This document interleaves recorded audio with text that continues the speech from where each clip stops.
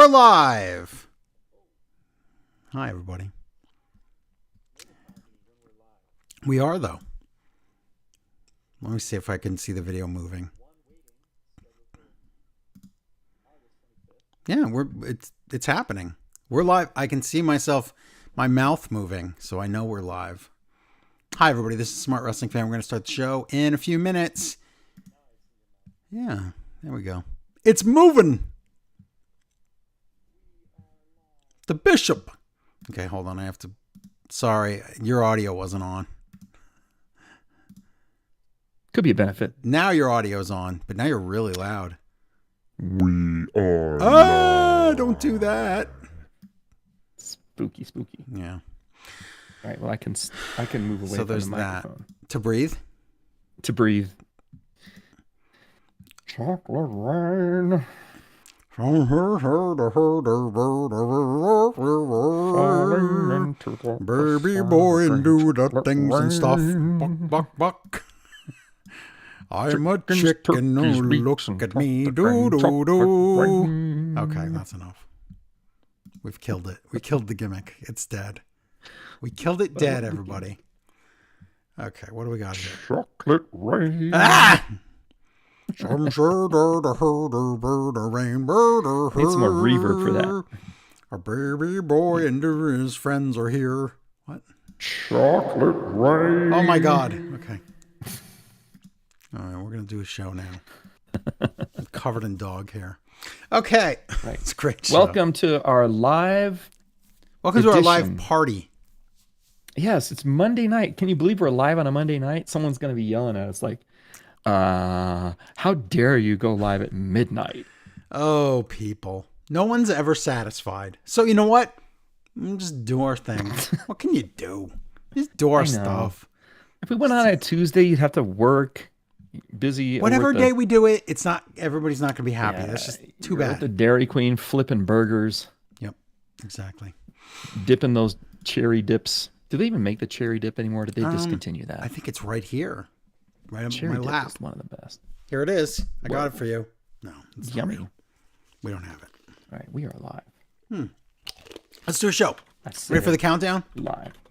Here we go. Well, do I need to get an instrument? Hold on a minute. You got to have instruments. I guess.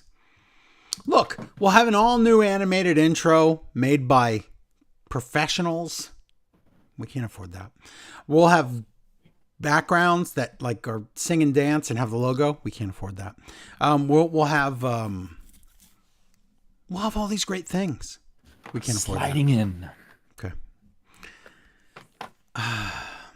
Here we Small go. Instrument. I won't do the flute. Play the music that's just for the YouTube crowd, and then I'll start the show. I'm doing the wrong dance for it. Doing the Elaine.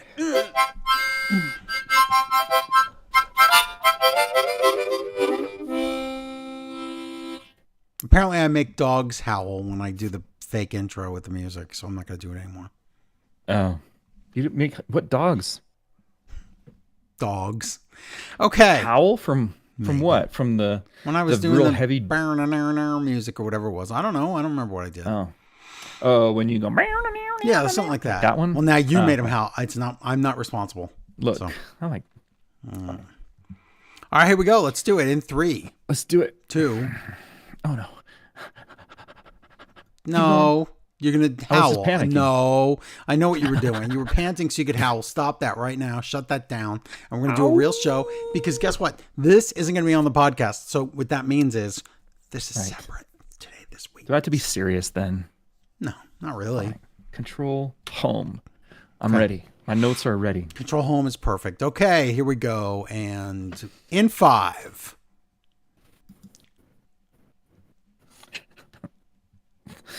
Okay. Still 5? Did you go to 4 yet? Greetings, everyone. No. Stop that. No. You can do that later. I Not didn't now. know you were counting down. No. Stop. Greetings, everyone, and welcome to Smart Wrestling Fan, the longest-running weekly episodic pro wrestling podcast in history. Episode number, what are we on now? Let's see, 1055, I think. So, Ooh, I can't drive 1055. That's what they said on the Back to the Future ZZ Top combination meal. Did you eat that combination meal at the fast food restaurant the other day? No, I did not. Neither did I. Okay, welcome Which everyone. one are you talking about? What combination Smart meal Wrestling. and which restaurant? I don't know. Smart Wrestling Fan, that episode that I said, I'm Joe Negron along with Hum Numma Humma right over here. Stay tuned for the worst episode ever. No. This is it. It's going to be a great episode. We have Forbidden Door to cover. It's going to be awesome. Oh, Yeah. So good. I like the Forbidden Door. So good. Yeah, I like the Febreze. I thought you were mean, talking Forbidden Door. about the Paris trip, which is going to be the worst. That might be the worst, but we'll see. Yeah. Excuse me. Well, might be the how's most. it going, Joe? How are you doing? Oh, it's great. So good. This is a very rare live late at night program that we're Right. doing on youtube.com/Smart Wrestling Fan. Also, we're in podcast form wherever you eat your friendly, delicious podcasts. Yeah, sorry for those of you who got your YouTube notifications at, whatever it is, at Midnight night, 30 on the East midnight Coast at night, or whatever it was. and your Midnight. phone beeped, and it's like Smart Wrestling Fans going live, and now I you're never- running the risk. No. You never apologize to people that leave their noise on their phone because then they know what to expect. Right? No, but they're so clued into you. They're so dedicated and loyal that they want to get all No, I their feel Smart bad. Wrestling Fan notifications. And then now they're turning their computers on, and No, then I their feel parents bad. are coming in the room and yelling at them because it's Why a are they all school night. children? What? That's not how this works. I mean, you could still be an adult and be in school and living with your parents. And Is that how that having works? that kind of Okay, relationship? I don't think so. Could happen. Maybe. Welcome, everyone. Wives maybe coming in the room and Okay. saying, "Go to bed." That It's is a work night. possible. Is that going to happen to you? Because it's not going to happen to me. I got the pre-planned permission. Okay, good. It was pre-authorized. I don't want to cause any trouble. So, No. all right, that's good. But today we have a lot of wrestling to talk about, like so much. I know.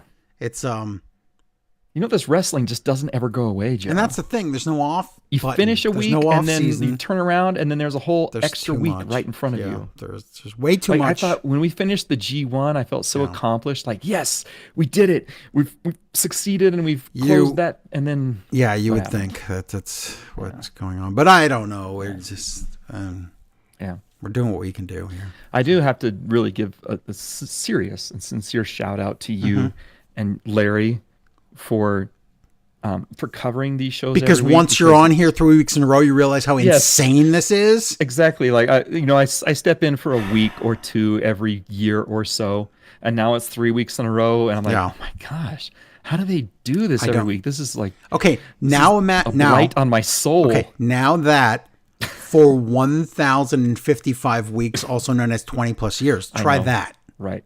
I know. Yes, know? you're a specimen that's forged from the finest marble. Believe me, the aliens are studying me right now. Exactly. Yeah. So I appreciate it. I've Thanks. risen Well- to a new level of appreciation for you and Larry. And not just Yeah. because you cover the wrestling, but Yeah. the extra stuff. Like Larry brings in like the comedy and the super stories and sometimes some musical accompaniment. Like, Yeah. you know what? I appreciate that. I definitely. Listen, it's if a you guys lot. are not subscribed, if you're not a Patreon or patron Yeah. yet, spend like a couple of weeks in the shoes of the Joe and the Larry, and then you'll see like, you know what, really, I should probably throw $5 at this thing. And here's the thing. If we don't have everyone do that like by tomorrow, we really should just stop doing this. We really should. man. I mean, it's insane. Is it not insane? Tell me right It's now. insane. It's It really is Yeah, insane. it is. I mean, if you're not making some serious and that's the retirement thing. money right If now, Joe, why listen, are you here? If we were millionaires right now, if we were Sure. 21 years, whatever, that's wonderful, right? Right. We're just doing this for fun at this point. Who cares? If you're doing this and can't even afford your rent sometimes, yeah, and That's a problem. Joe's not driving around in that Ford GT. let me tell. whatever it is, Can I tell you what I'm gas driving guzzler. around in? Nothing. I do not own a car. But you don't want a car where you live anyway. No, 'cause no, I don't. But I'm saying I don't personally. Isn't it faster to just walk where you want to go than to drive a car Not necessarily. in your neighborhood? I don't know. But the point is this. But I get your point. The point is you don't have a car because Well, I just don't like There's cars. no- I'm not a car guy. Oh, well, okay.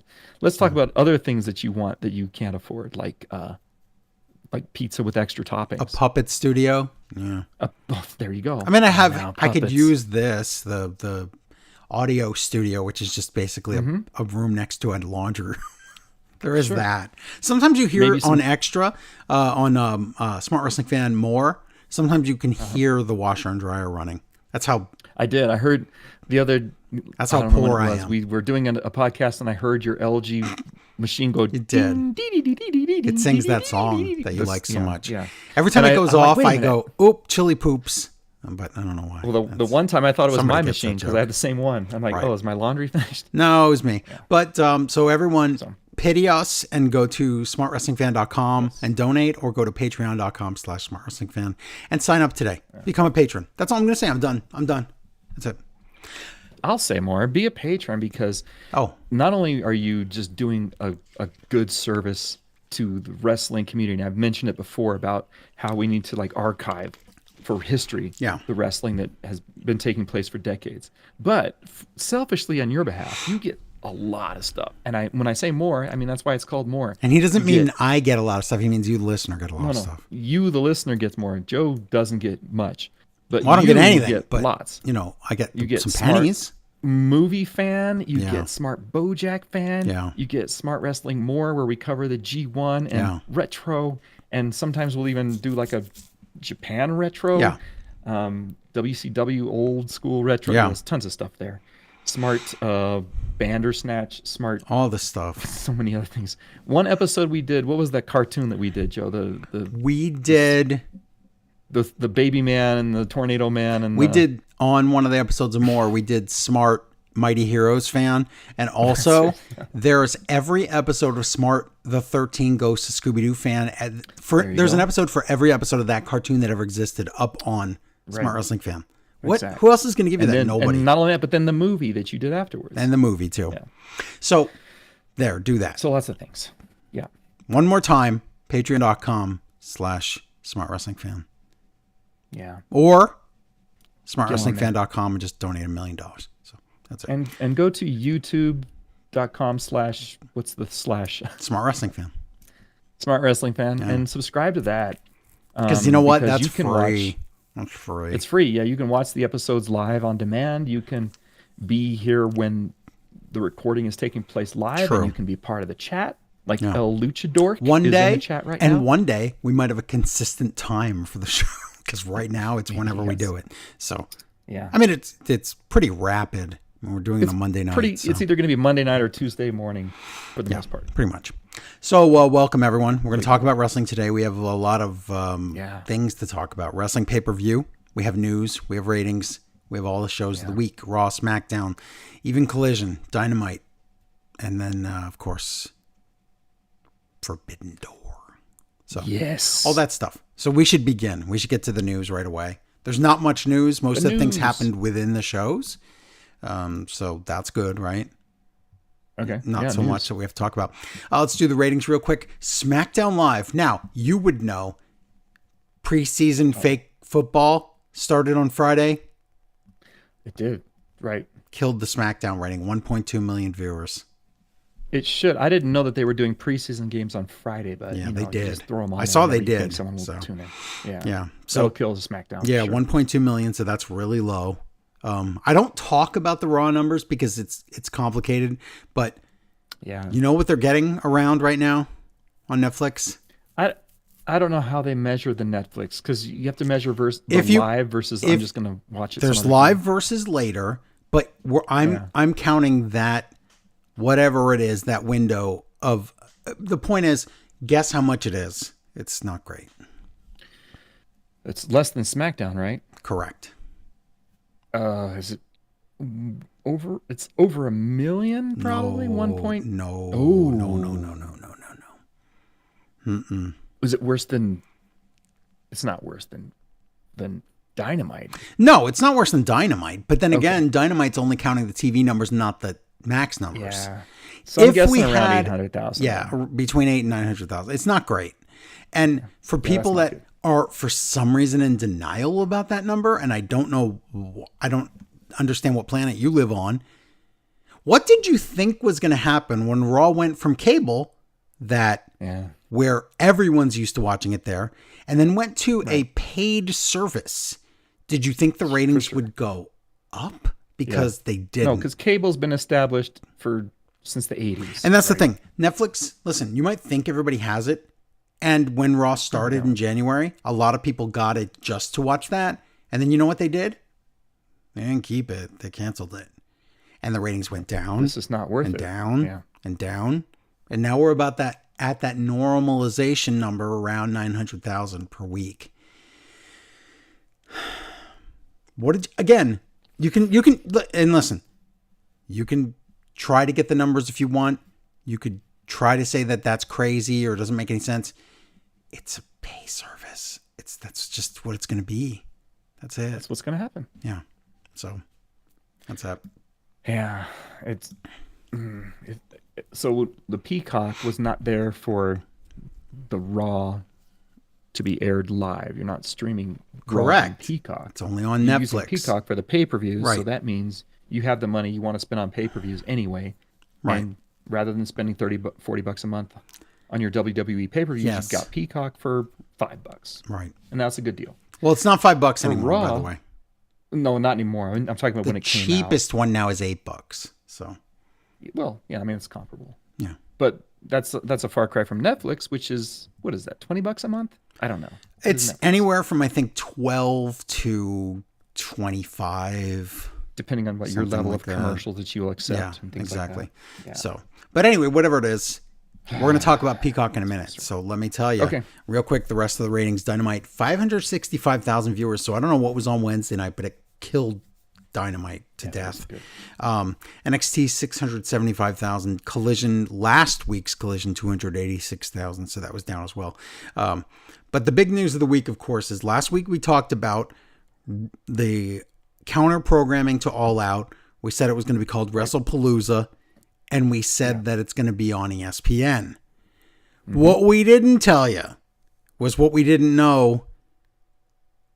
This Clash in Paris is the last WWE PLE for the main roster on Peacock. It's over.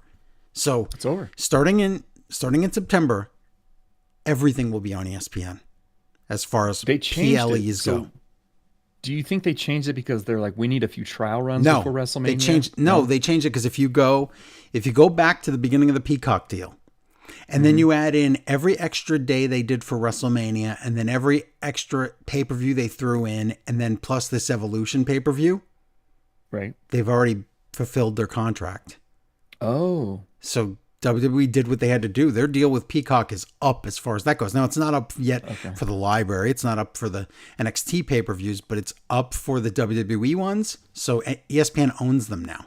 That's it. It confused me because the press release they put out said, our first live pay-per-view will be Right. WrestleMania weekend. Right. And then, right. Well, what happened was they went, oh my God, we already fulfilled the deal. No, we're going to start this in September because they want to normalize things before we get to April. Whenever this new ESPN app is ready, Right. we'll be ready. So you'll be able to That's the watch benefit this of it, yeah. on ESPN app, whatever it is, because I guess, did they take it down or there's a new one? I don't know really what's going on. We'll find out I'm not sure. very soon, but how you can watch this. Because again, some people will have to pay $30 and some people won't. Some people already have cable and it's already included. Yeah. Which one are you? I don't know. You're going to have to. It depends on your level of subscription. I can tell you that I used to subscribe to the ESPN Plus Right. because I enjoy the soccer. I know I'm one of those guys. Yeah. But I enjoy the soccer, and for a few years there, the only way you could watch soccer Correct. in England, in America, was through Right. ESPN Plus. There you so go. I'm like, all right, you know what? I'll try it. And I subscribed for a year. So the point of that being, they have certain infrastructure in place Right. already where they can handle live Yes. streaming. Yes. Now, will that be able to carry over into, like, we're hosting a live event at an arena? Right. We'll see. Yeah. So we will find out. And like I said, September 20th, it all begins. So Yeah. guess what, everybody? Whee! It's on ESPN. We don't know. The chat is asking, excuse me, burp, does ESPN have tiers like Peacock does? Right. The way you're going to be able to watch this is a different way than what exists now, I guess. And the app that's coming out that's replacing ESPN Plus, which is sometimes ESPN Plus or sometimes ESPN with Disney Plus and Hulu, it's a different thing. So I don't know. All I know, it's all stay tuned right now. So yeah. And even if there's a way to watch it now for free, by next year that might have changed and you might have to pay. So and they're gonna do bundles too if you want Disney Plus and Hulu and ES. They're all owned by the same thing. So yeah. So maybe you can jump in now and get it for like $30 a month. But that's the thing. I don't know what the end game is as far as that goes, because you know how quick prices can go up. So right. I would say keep your eyes open to it, and if they throw a deal up there, maybe jump on that, and maybe you can. But here's the thing: you could accidentally. I'd be careful, because you could accidentally sign up for a deal you think is good, and then they say, "No, this isn't the right app. There's a different." And I'm very serious. There's a different ESPN app for that. We just don't know. So So there's no. You can't. They don't even know. They don't know. Oh yeah. Yeah. So. Right. Yeah. Right now, if I'm looking right now, you can get ESPN Plus. Now, again, this may change. Yeah, it's $29.99. ESPN. Well, no, they have an ESPN Plus package, which is only ESPN Plus for $12. But what I'm saying is, but that's changing. It's not necessarily on there. Yeah. We just don't know. And by WrestleMania, I'm going to say it definitely won't be on there. So why would they announce this stuff without telling the consumer exactly this is what you need to get? They don't know yet, so it's crazy. We need more details, less guys. Less than a month to figure it out. We have less than a month for them to go, here's the reality of it. But right now it's a big mess because of we'll try to keep you guys informed if we find out. Yeah, well, I'll update it if I ever know, but right now it's still a mess, and I don't want to give false information out. So sure. So that's great. So that means that if you don't care about those NXT, because they're not takeovers anymore, they are crappy shows. Now, some of them are better than others. Some are pretty decent. Some are just the poops. And some of them are crossovers with TNA. Lately, they've been that. If you like that, you want to keep Peacock. If you don't care about that at all, just cancel Peacock. I'm telling you right now, just get rid of it. As of today, you don't need it anymore, right? No, next week. Because Paris is the last show. Oh, there you go. Yeah, Paris. So next week you can get rid of it. Because here's the other piece of news you might be interested in. Saturday night's main event is no longer on NBC. Remember, it was a network show, and they were like all excited about you could also watch it on Peacock, but it was a network show, and they were like, "Look, we got like 1.4 million viewers," which wasn't that great. But those days are over. Those days are over, because now that this deal went through with ESPN, WWE had to figure something out. And Peacock had to figure something out so they didn't have a mass exodus. Here's their hot plan. Please don't cancel us. We will have all 4 yearly Saturday night main events on Peacock exclusively. Oh boy. No. Listen. Find another way to see those. Don't do it. Yeah. Forget it. Watch the YouTube clips. They'll show you everything you need. You don't even need them. I mean, so they're screwing all the people that were just going to watch John Cena's retirement on network TV. That was going to be on NBC in December. Oh, right. Yeah. Now it's not. No more. No. So it's so difficult to be a pro wrestling fan when you operate in this manner. If you're a pro wrestling fan and you just like WWE, let's say you don't even watch AEW, New Japan, nothing else. Sure. Yeah. You need right now. Okay, for NXT pay-per-views, I need Peacock, so that's one. And then for the new show starting next week, I need ESPN in some form. I don't know what to tell you how to get it yet. And then want to watch Raw? You need Netflix. But wait, what about SmackDown and the CW? NXT, regular. Oh, I need cable. You need cable still, so you still have to pay a huge bill. Yeah. Plus, streaming plus streaming plus I streaming was gonna say, plus streaming. what if you're an ultra fan and you need to see all these podcasts and other stuff that they're doing? Those I Stephanie think are Show. just like free on the internet. And But- the fake Unreal documentary. That's on Netflix though. Yeah, and the other show they do those that, other things. Let's Effing Go Legends and Future Dummies, that is on A&E. So again, you need cable. So Crazy. it's a lot of money. Now, that's if you're just a WWE fan. You need to pay $1 million a year. And again, don't get on me about the I don't really have to pay $30 for ESPN thing. I already said that. If you have certain cables, you don't need that. Okay, that's fine. Right. If you like AEW, then you have to have HBO Max and you have to have pay-per-views. So that can get expensive. And then New Japan, that's only a few bucks a month. So right now, New Japan's the cheapest. There you go. They're the cheapest. Sold. Yeah. But yeah, I main would event. say just be ready to pay $30 a month for your ESPN. And if you want to watch WWE main event, I don't even know where that lives anymore. I don't. Nobody watches. I couldn't tell you. I think it's on Hulu. I don't know where it is. Okay, so What that's. about Velocity? What channel is Velocity on? I think that's over. And I think it got Shotgun. canceled today. Yeah, but that's your news. Again, there's more. There's more news, but we'll talk about that as we go through the shows and stuff. So why don't we start with all the way back to last week and talk about Dynamite, and we'll move all the way till tonight's Raw. Okay. That's 7 days worth of wrestling we have to talk about in one show here. Right. The challenge is remembering what happened on Dynamite. Good thing we took notes. Good thing we took notes. We got to go all the way back to August 20th, Yeah. and we got to travel to the OVO Hydro in Glasgow, Scotland, Oh. to visit our OVO. Dynamite team. Out comes Brian Danielson. There he is. He's going to be on commentary with Okay. Excalibur and Tony Schiavone. And if you don't know why, that's because Taz's knee didn't cooperate with long flights. So there you go. It's I don't know how that works. Elevation and makes the knee blow up. I guess. Yeah. Can't sit on a plane. I think he just doesn't want to go on a plane like ride that's that long. I don't understand. Yeah, that's fine. I don't mind. I ain't sitting there for that long. Okay. I sit on my wallet, you see, and I can't fit in the chair because my wallet's so big. Oh my God. Earlier today, Hangman gets off a train or something, a subway or something. There he Yes. is, riding with the regular folks on the train. Mm-hmm. Now, Will Ospreay's music plays, and he's about to speak to everybody. The crowd sings his song, and he thanks them. He panders to them in Scotland about some local restaurant that they all like. Greg's sausage rolls. That's it. The Whatever that is. I don't live in the UK. Sounds like something you would eat, Joe. the Oh, it's so sausage good. rolls. Right, no.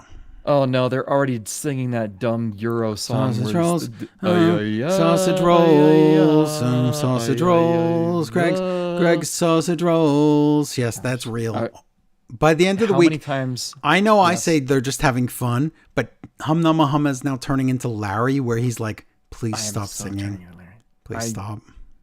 Look, They're having fun. I'm all about. I love our. Spend so much I money. love our British, Scottish, European friends, but you guys got to cut this crap out now. But soccer. 'Cause it's I thought you watched driving me that. up a You just wall. said you watched that on. Look, they never sing that song in the soccer games or matches. I thought they I've did. never heard that I thought they once. did. If they do, they get punched in the face. That's not a thing. Do they They ever do sing the- "He's here, he's there, he's every effing where"? Roy Kent. Do they ever sing that? Maybe that's one. Okay. They do a lot of songs in the soccer games, but it's not as repetitious and obnoxious as these. Do they ever ones are. sing Like you might. Jamie Tart? You might hear the- Jamie Tart. Do. No, Did they ever sing I don't that? hear the, No. the Jamie Thorpe. I might hear the oh da da da da da la. And they insert somebody's Greg's name sausage here. rolls. Oh, Right. oh, So okay.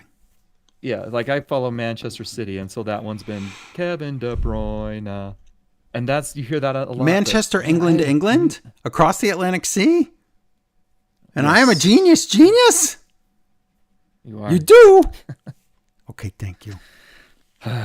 So yes, the song, we're gonna hear that a whole bunch of times. I'm already ready to be done. Who would With watch a short show that's either on YouTube or TikTok or every platform, whatever you use, Instagram, whatever? Who would watch a short show with me running a video game store and it's just really short and I get phone calls from Mello calling in and he'd ask if we had I different would things? watch that. Would you watch I the would crap totally out of watch it? that. Hell yeah. Okay. All right. That's all I needed to know. The ever loving crap out of it. Email us, joe@smartwrestlingfan.com, hum@smartwrestlingfan.com, or leave comments on this video if you would watch the crap out of a very short show where Mello would call in and ask me if I had certain video games, and I would have to answer him. Pad. Yes. Mello wants to know if you got the original Tetris. Yeah. For the NES. I don't want to give it all away here. I want to. Sure. Just which is what were you going to say? $100 now? No, I mean back then the original Tetris was worth a ton of money. You mean Tengen Tetris? Yeah. Is that what you mean? Okay. Whichever one, whatever it is. The black You know, cartridge. Joe, I mean, yes. Yes. Can you believe? Okay, can you believe this? That one time somebody left a Nintendo at my mother's house. Okay. And it had. Yeah. That's the cartridge that was inside the system. And this was when it became really rare. And I opened the system and I was like, you've got to be kidding me. Yeah. What did you do? How did you do this? She's like, you can have it. They're never going to want it. I was like, sold. So it was a bunch of games in Nintendo and that was in the system. And I just was like, finally, something good. Like something amazing. Like could there be anything in there at that point in time back in whenever that was? That was like early 2000s. Right. Could there have been a bunch of a better cartridge crack in there? Cocaine in there. It wasn't cartridge. Right, exactly. Could have been full of Uncle Mello's stash. It was everything. It wasn't else. that. No. Okay, well here we are. Will Ospreay, they're singing him. He says, "I like this restaurant. I don't like none of that vegan crap." And then Brian Danielson stands up and is like, "What?" Ospreay tells him to calm down. It's pretty funny. Yeah. Ospreay switches gears and he says, "Hey guys, I got to tell you, I got some bad news last week. I wasn't cleared to wrestle for Forbidden Door. Yeah. And so this match has to be unsanctioned because they won't let me wrestle." The crowd chants, "Please don't die." Thanks. Ospreay says, "I'm comfortable taking the risks because AEW means so much to me. But this is about revenge." And he says, "So before they take a scalpel to me, I'm going to take a pound of flesh from Jon Moxley." Oh, God. Mm-hmm. I think this might be a bloody match, Joe. What do you think? Yeah. Here come the Death Riders in the form of Moxley and Marina Shafir. Moxley gets in the ring and he kisses Ospreay, and then Claudio and Yuta arrive and they all get in the ring. No. Out comes Speedball Mike Bailey and Kevin Knight. Ospreay slips out because he's not cleared, Yeah. So it's a 2-on-3. They're like, "Here, we'll help you, Ospreay." He's like, "Okay, go ahead, guys." Wow. But here comes Hiroshi Tanahashi and his poor knees. Oh my God, he couldn't run. It was so sad. I'm so sorry. He's trying. Those of you who he's almost falling over trying to get there quickly. Right. Oh. Some of you listening may have never seen Tanahashi wrestle, or maybe very limitedly. Yeah. But if you've been following New Japan like Joe and I have for years, we've seen sort of his knees decrease. We watched the decline over a decade. Yeah. Over 9 years, we watched it.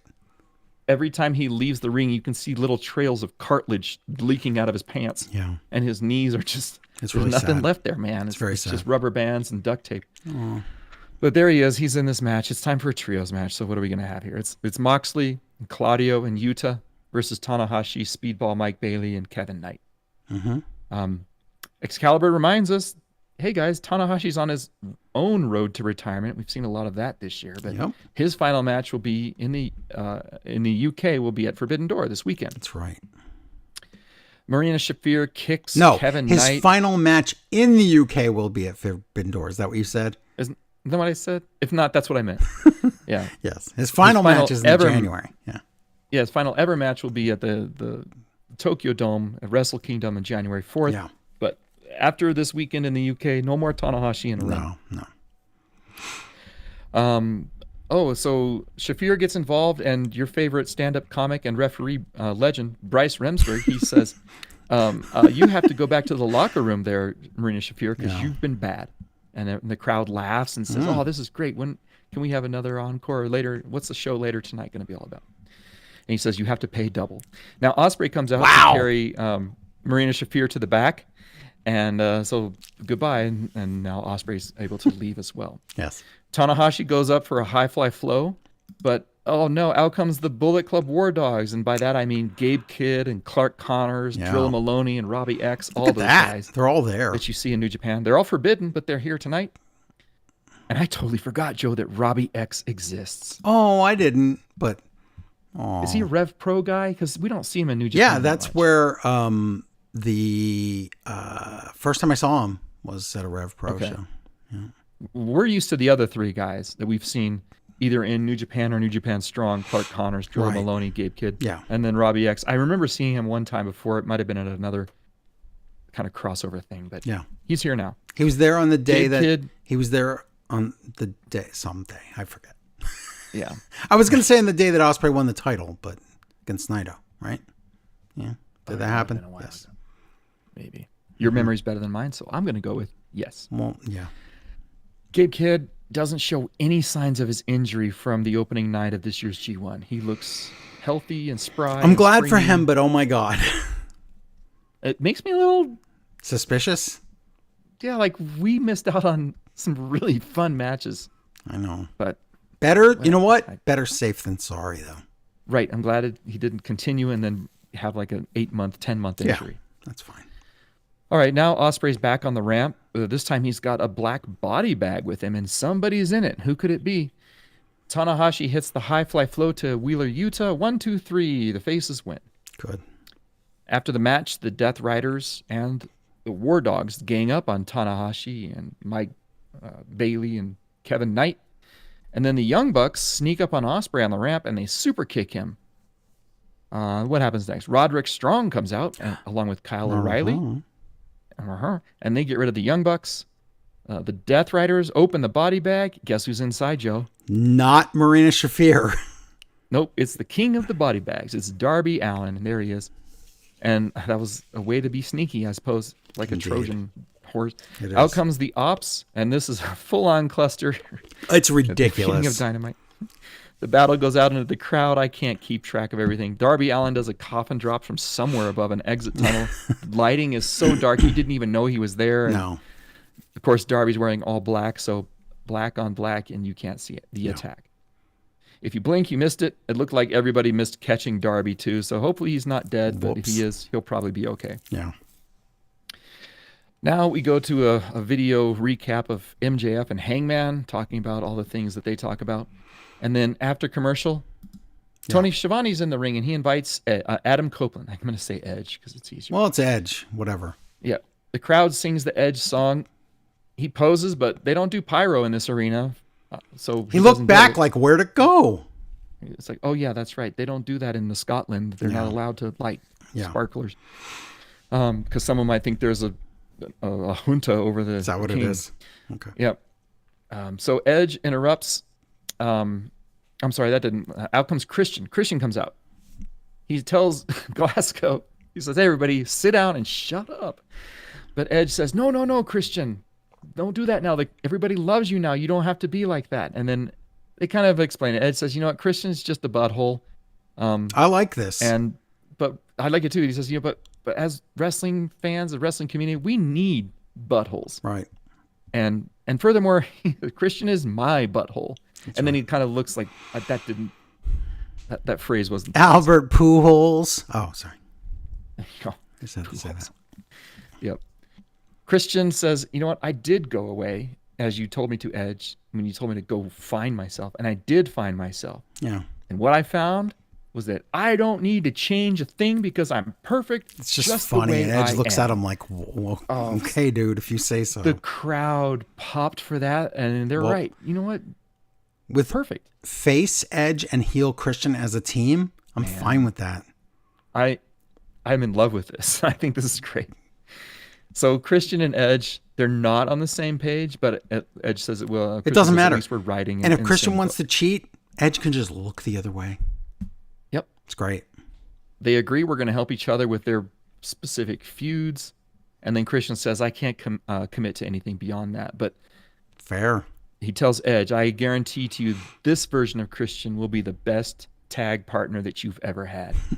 And We'll see. So they shake hands. We'll see if that's true. Out comes Kip Sabian and Mama Wayne. Oh, dear. And Mama Wayne, unfortunately, doesn't know that you need to speak like into a microphone in order for it to work. She was early stage Vicky Guerrero in this one.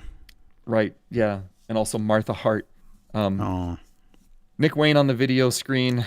He's there. He's in parts unknown back at his house. He says, Christian, you broke my foot when you smashed me with that spike. And Nick Wayne says, I won't be at Forbidden Door, or will I? I'm always one step ahead of you, Christian, so look out for me. And everyone expects him to be behind them, right? Yeah, he's not. That's not what happened. Then we happened. go to a quick video, and the scene in this video it's a primitive looking operating room, like something you might see in like a Half-Life video game. Or a something. Frankenstein's lair. Or a Frankenstein, yeah. There's tools. They're gross looking tools. They're not clean. There's hypodermic needles that Oh you my know God, are what not is this? sterilized. And then all of a sudden the patient sits up, and who is it, Joe? It's Luchasaurus, aka Killswitch. Yep, it's Luchasaurus. But wait, He's back. Did He's you alive. did you see who brought him back to life? No. Well, it wasn't Nick Wayne, because that guy could walk around and wasn't on crutches. It was someone with a long sleeve jacket on. It was Jack Perry. We thought it would be might be a package deal, It could be. but did they show it? They didn't. No, give us but his face. no, so but- there's mystery here. go watch it. We'll watch I it think it's again. him. And if you watch the things that happen for the rest of the week, there is cause to question the loyalty of a certain Luchasaurus. I agree. So here he is. He comes out to the ring, and he chokeslams Edge. He chokeslams Christian. Oh boy. And we find out now at Forbidden Door, it's going to be Edge and Christian against Kip Sabian and Killswitch. That's fine. AKA Luchasaurus. That's fine. Yeah, Yeah. that's fine with me. I like me a Luchasaurus. He looks like he's in great shape, Yep. too. Now we go backstage. It's Mark Briscoe, and he is going to find MJF and murder him tonight. And then after commercial, it's Ricochet and the Gates of Agony. They're backstage. Yeah. Here comes MJF, and he says, hey, you know what? The four of us, we should team up, and we should go after Briscoe. Oh boy. And Ricochet says, okay, let's do that thing you suggest. Yeah. So look up for that later. Now we're going to have a match. This is our first match of the night, if you can believe. Oh, second match of the night, because we had a trios match. Yeah. This is going to be a tag match. It's FTR versus Brodito. Yeah. And whoever wins this will get the title match at Forbidden Door. Yes. Early on, the FTR team, they're frustrated by Brodito, and then we see backstage the Hurt Syndicate is watching this match. Dax throws a bunch of chairs into the ring, but referee Paul Turner, who, as far as I know, doesn't have a stand-up comedy gig, but maybe he's pursuing one. We'll see. He catches those chairs, and the crowd is delighted. It was that he can catch nice chairs. catch. Yeah, very good, and they cheer for it every time. So I like that. Putting the referee over. FTR throws Brody into the ropes, and Stokely hits Brody with a weapon. We don't know what it is. Shivani says it's a pipe, and we see later on it is a pipe. Yeah. Brody blades, so he's going to be bleeding everywhere. Bandito steals the... this is great. He steals the Code Blue move from Sky Blue, only he doesn't botch it. So there you go, Sky Oh, Blue. it's true. Watch the tape. Yeah. Or maybe just ask him, how do I do this move again without falling and hitting my face on a chair? Oh my God. Bandito, he has to fend off FTR for a long time because Brody is bloody. Bandito somehow wrestles with Stoke. He gets his mask back that Stoke stole last week, Stokely. Mm-hmm. There's a back superplex to Brody with the splash. He gets a 2 count. There's a shatter machine, but Bandito has already tagged out to tag Brody, so they can't pin him. There's a spike pile drive Brody on the apron. Ouch. Moonsault, shatter machine, Cash dives through the ropes, lands on a table. Oops, that was bad timing. And then the bell rings because we have a time limit draw. Oh, all that for nothing. It's not for nothing, though, because at Forbidden Door, this is going to be a 3-way straight up. Wow, they made that graphic fast. You always got to have those Okay. Look. in your pocket. Can you imagine if the G1 final had a time limit of 30 minutes and then it was like, too bad, both of you win. That would be the worst ending. This tournament ending is so stupid. Now, is it going to make for a better match? Probably. But Oh yeah. what a stupid ending. It just tells you how valuable they think that tag title is. The winner of the tournament is nobody. It's two people instead of This one. long What? tournament that took place over what? A month? Yeah, 2 months? How long? 1 It was month. A long time. 1 month. And the winner is none. Yeah, what? Awesome. Whatever. Outcome the Hurt Syndicate. Are they going to do anything? No, they're just going to stand there. Okay. No. Video package of Okada and Swerve. So look forward to that. Should be a fun match. After the commercial, we get Adam Page. He's out. He's going to talk. He just yells the same stuff about MJF that we've heard a half a dozen times by now. Yeah. So out comes MJF. Nope, it was just his music. And instead, MJF is backstage with a camera.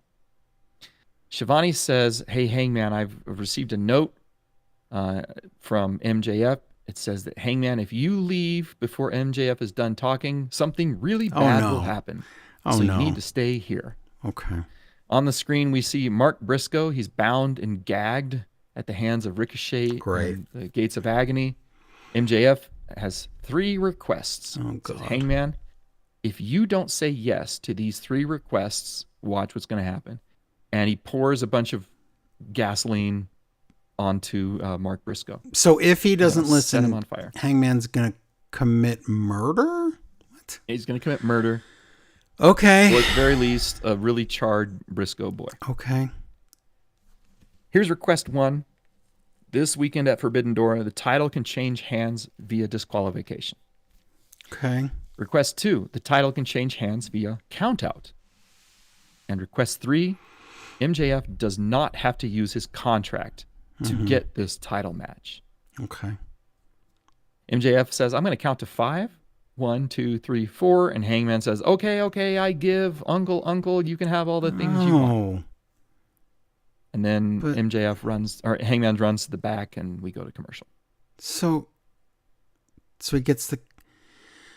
He was so clever taking the contract away from him.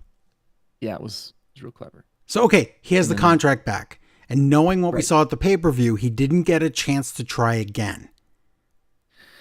Does this mean there's going to be a match where he's going to be goaded into putting that on the line against Mark Briscoe and Mark can finally win?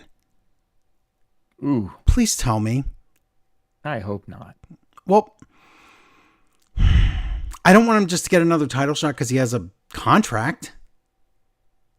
I know. When I is- thought what we were when gonna is do is title- we were going to injure Hangman out and then he Okay, would just cash in on When it. is Title Tuesday? AEW. They're not doing anything on Title Tuesday. No, They've hold on. Never They- done a thing on. Okay, but hold on. I know that. But All right, I'll hold. okay, it's in October. October 7th, Okay. it says. What if MJF versus Briscoe for the contract? Briscoe wins. Title Tuesday. Briscoe against Hangman. It's not on pay-per-view. It's just on a show on a Dynamite Tuesday. What do you think? And Briscoe earns this title shot, or he He wins the contract and then he can Ah. call his shot. Because, we didn't say it in the news, but TK said no more cash-ins. You have to give me a week's notice to promote the match. Like they used to do on Oh, Lucha I didn't know Underground. that. Yeah. Remember Lucha Underground? It was always, no, we need 1 week to promote. We can't just make the match for the world Right. title here. Okay. So, Well, then that changes, kind of the sort of booking I was thinking would happen. okay. The sneaky beat him down, get disqualified, and then cash in type thing. Like that's what Are I you thought going to was give gonna him happen at another Forbidden Door. match for free without thought that that was- contract? Yeah, so did I. And so did a lot of people. But I'm Yeah. saying because that's not happening, let's do something different. Have MJF lose the contract to You could somebody else? also just have him have MJF say it's for Title Tuesday. MJF versus Hangman would do a huge number on a show on a night they're not normally on.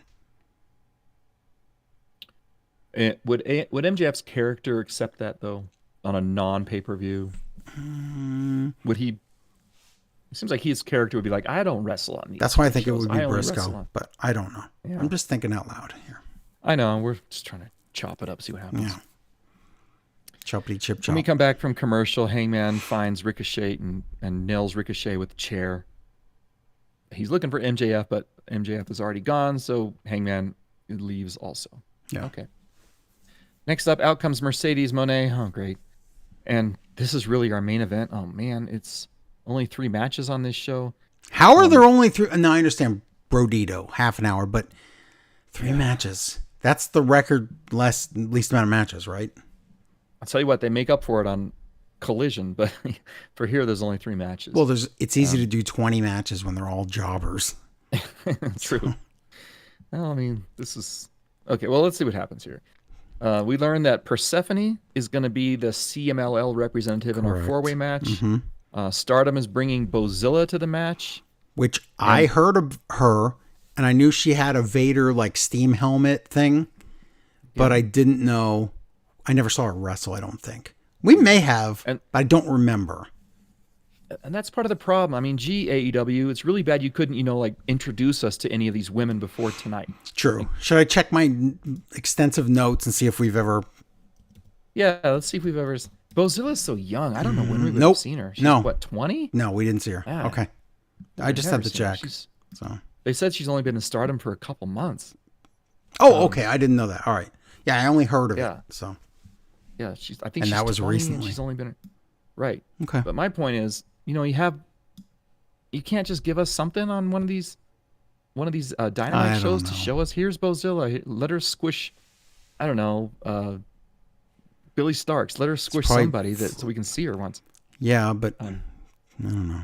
I don't know. I mean, because now I don't believe anybody's winning this Well, match of other course than not. I knew Mercedes. nobody was winning. I knew there was. Okay, again, I'll say this: you could have called an audible, TK, and said, "We're in the UK. Maybe give it to Windsor," but Yeah, right.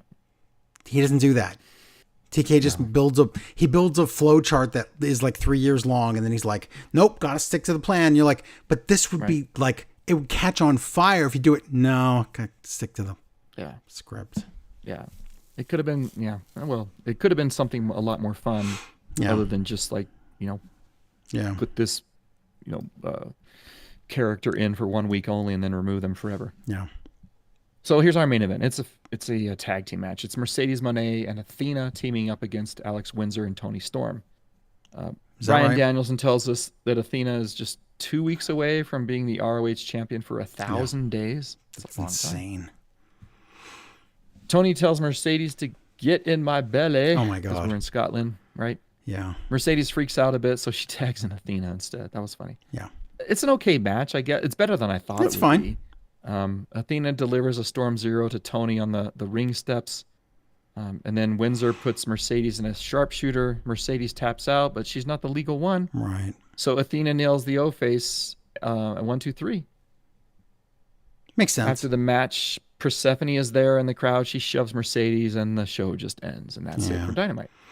That's fine. It was a go home Yeah. show, so that's what it I was know. going to be. I really want to be more of a fan of the women's division. You have to give me more than just like. Oh, 2 I or 3. am, but I'll tell you what I don't enjoy. I shouldn't say don't enjoy. Well, you know what? I'll say it in my collision review because it's a problem. So there's a Okay. bit of a problem there. Oh my God, we have a collision email. That can't be right. All right, so you know what? I better no. It's not time for collision. It's time for SmackDown. SmackDown. So, SmackDown tape from Dublin, and it's Wade Barrett and Tessitore. Okay. Becky Lynch comes out. Everyone cheers. The crowd chants, "You deserve it," and Becky says, "You don't deserve it." And the crowd chants, "We want Lyra," just for spite and shut the F up. That's a first for Becky, I think. Yep. But Becky cuts her best promo in years. I'm talking years. It was really good. Good. I enjoyed it. And there was a lot of cheapness to it, but that worked. Like it really worked this time. And Yeah. then, oh look, here comes Tiffany Stratton. Oh, She's compared to Becky, she's so out of her depth. She's so fake. She's so just it's just what a stark difference between Becky Lynch and Tiffany. It's almost like- sad. Becky blew up this giant balloon of excitement, and then out comes these other women and deflate. And Tiffany just says words, and she says, you should better leave or I'll make you leave. And she says, Wow. You're not even on this show. And then Nia comes out and she's like, you don't even go here. Yeah, Tiffany just said that. And I'm like, oh my God. Okay. Not everybody can be as good as Becky, but wow. Nia attacks Tiffany. There's a beatdown. And then Jade comes out to attack Nia. And then the faces, I guess they are, stand tall. Even though Jade and Tiffany sure don't act like faces ever. Nope. Nope. And then Nick Aldis comes out and he makes a straight up tag team match. And Tessitore, listen, if you're going to joke around, that's one thing. Tessitore unironically says, oh, who saw that coming? Like, seriously, he's being serious. Right. God. I wish he was smart enough to have said that as a joke, but. Right. Yeah, me too. Backstage, Fraxium talks to Mello about how great he is, but they say, but you should really watch your back for the Miz. And Miz comes in and says he's about to list his stupid accolades, but Mello does it for him.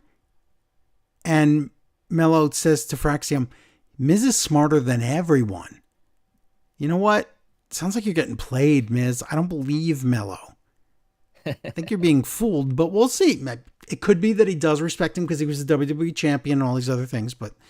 And if you'd notice, the Wyatts are lurking in the background. So yeah, they've been doing that a lot. Yep.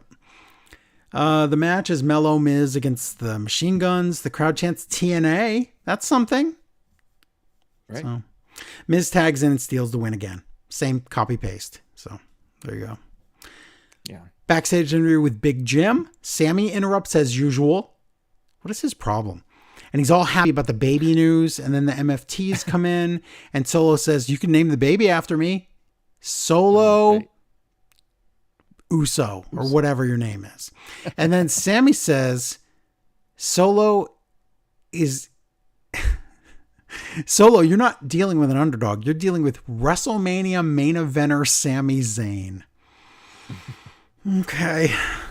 I don't remember that. Trying not to laugh, but well, it was a tag team match, but still. I know, but it's already like out of my memory. I know. Already in the ring, Piper Niven against Charlotte. Alexa Bliss isn't here because she's not medically cleared because of a fake injury. The crowd chants, we want Chelsea, and then there's cheating, and Piper pins Charlotte somehow. That happened. Yeah. Michinoku Driver. Is this going to be one of those things like when Rico pinned Ric Flair on Raw and we're like, did that just happen? Is that real? The manager of the Billion Chuck just beat, what? Really? Yes. Okay. Very strange. Just checking. Julia and Kiana James are backstage and Michin comes in and she wants a title shot. And if you watch this scene, Nikki Cross lurks in the background. Right. Ooh. She looks like the Grudge character. Yeah. She's a zombie or whatever, a monster in the hiding or the dress on. Yeah. Right. So this time they remember last week when they showed a graphic and it said up next and it was a picture of John Cena? Same graphic. Except this time he's here live. So you know what that means, right? Last week, purposely false advertising. They're saying we can get away with showing this and it means either he's here or it's a video. Yeah, you don't. And no one can tell us any different because this is entertainment. Right. No truth in advertising laws here. Nope. Okay. Cena comes out. YouTube Sociopath comes out. And it's, oh my God, he talks and it's all cheap heat and lazy. It's so lazy. Yeah. And the crowd keeps just cursing. So half the stuff is bleeped and half the stuff he's saying, you guys are getting bleeped. But the whole thing is getting bleeped. So I'm like, oh my God. Okay. That's fine.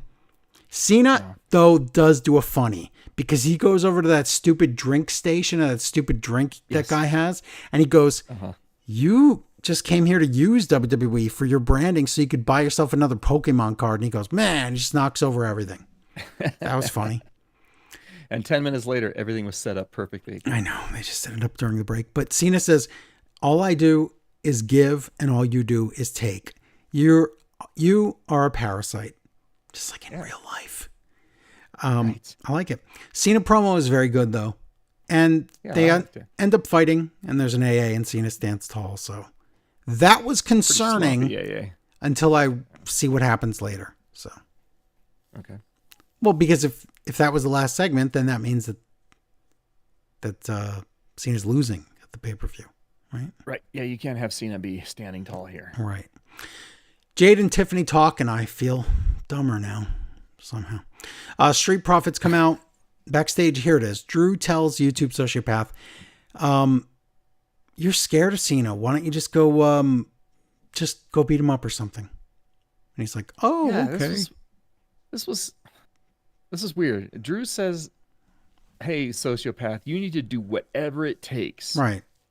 Whatever it takes. So hinting at you need to do something like extreme. Like extreme, violent. not just like Yeah. knock somebody on the ground, right? Right. Don't Okay. just slap him. You need to do something that's extreme to make it right tonight. And That's what I thought. Sociopath is very serious, and he's like, "Yes, sir," to Drew. Right. It's like, Yes, sir. That Really? was a strange thing. okay. But okay, so I'm like, all right, what's he gonna do? This is gonna be, off the charts. Let's find out. Okay. Street Profits against the MFT kids. Oh my God. Okay. So I don't know if you saw this because I watched the early Netflix version, Yeah. the overseas Netflix one. So Right. if you watch, so on the commercial break, the fans are watching Tongaloa tag in and out like Tomko, where he'd go in, do like 2 kicks to the gut and just tag right out. So Tongaloa stands on the apron and he just like puts his hands up in the air like, "I'm so great." And the crowd starts chanting, "You can't wrestle." Well, while that's happening, who's in the ring? JC Mateo, right? Yeah. So Barrett thinks they're talking, like he doesn't understand. He thinks they're talking about Mateo, can't wrestle. And he goes, "What? You're saying Olympic gold medalist, a wrestler can't wrestle? Are you serious?" He doesn't get it Yeah. at all. Right. Right. So- Right. Yeah, I don't think I saw that. I'm sure you didn't, because who watches but me and everybody that listens to the show outside the United States. Jim comes out to hit Tala with a chair. Tala no-sells it, and they both run away. Sammy takes out Solo, and JC Mateo has to eat the pin, so the Street Profits win. So, whatever. That's fine. Doesn't matter. Aleister He's Black. ruined anyway. Who cares? That's true. I hate it.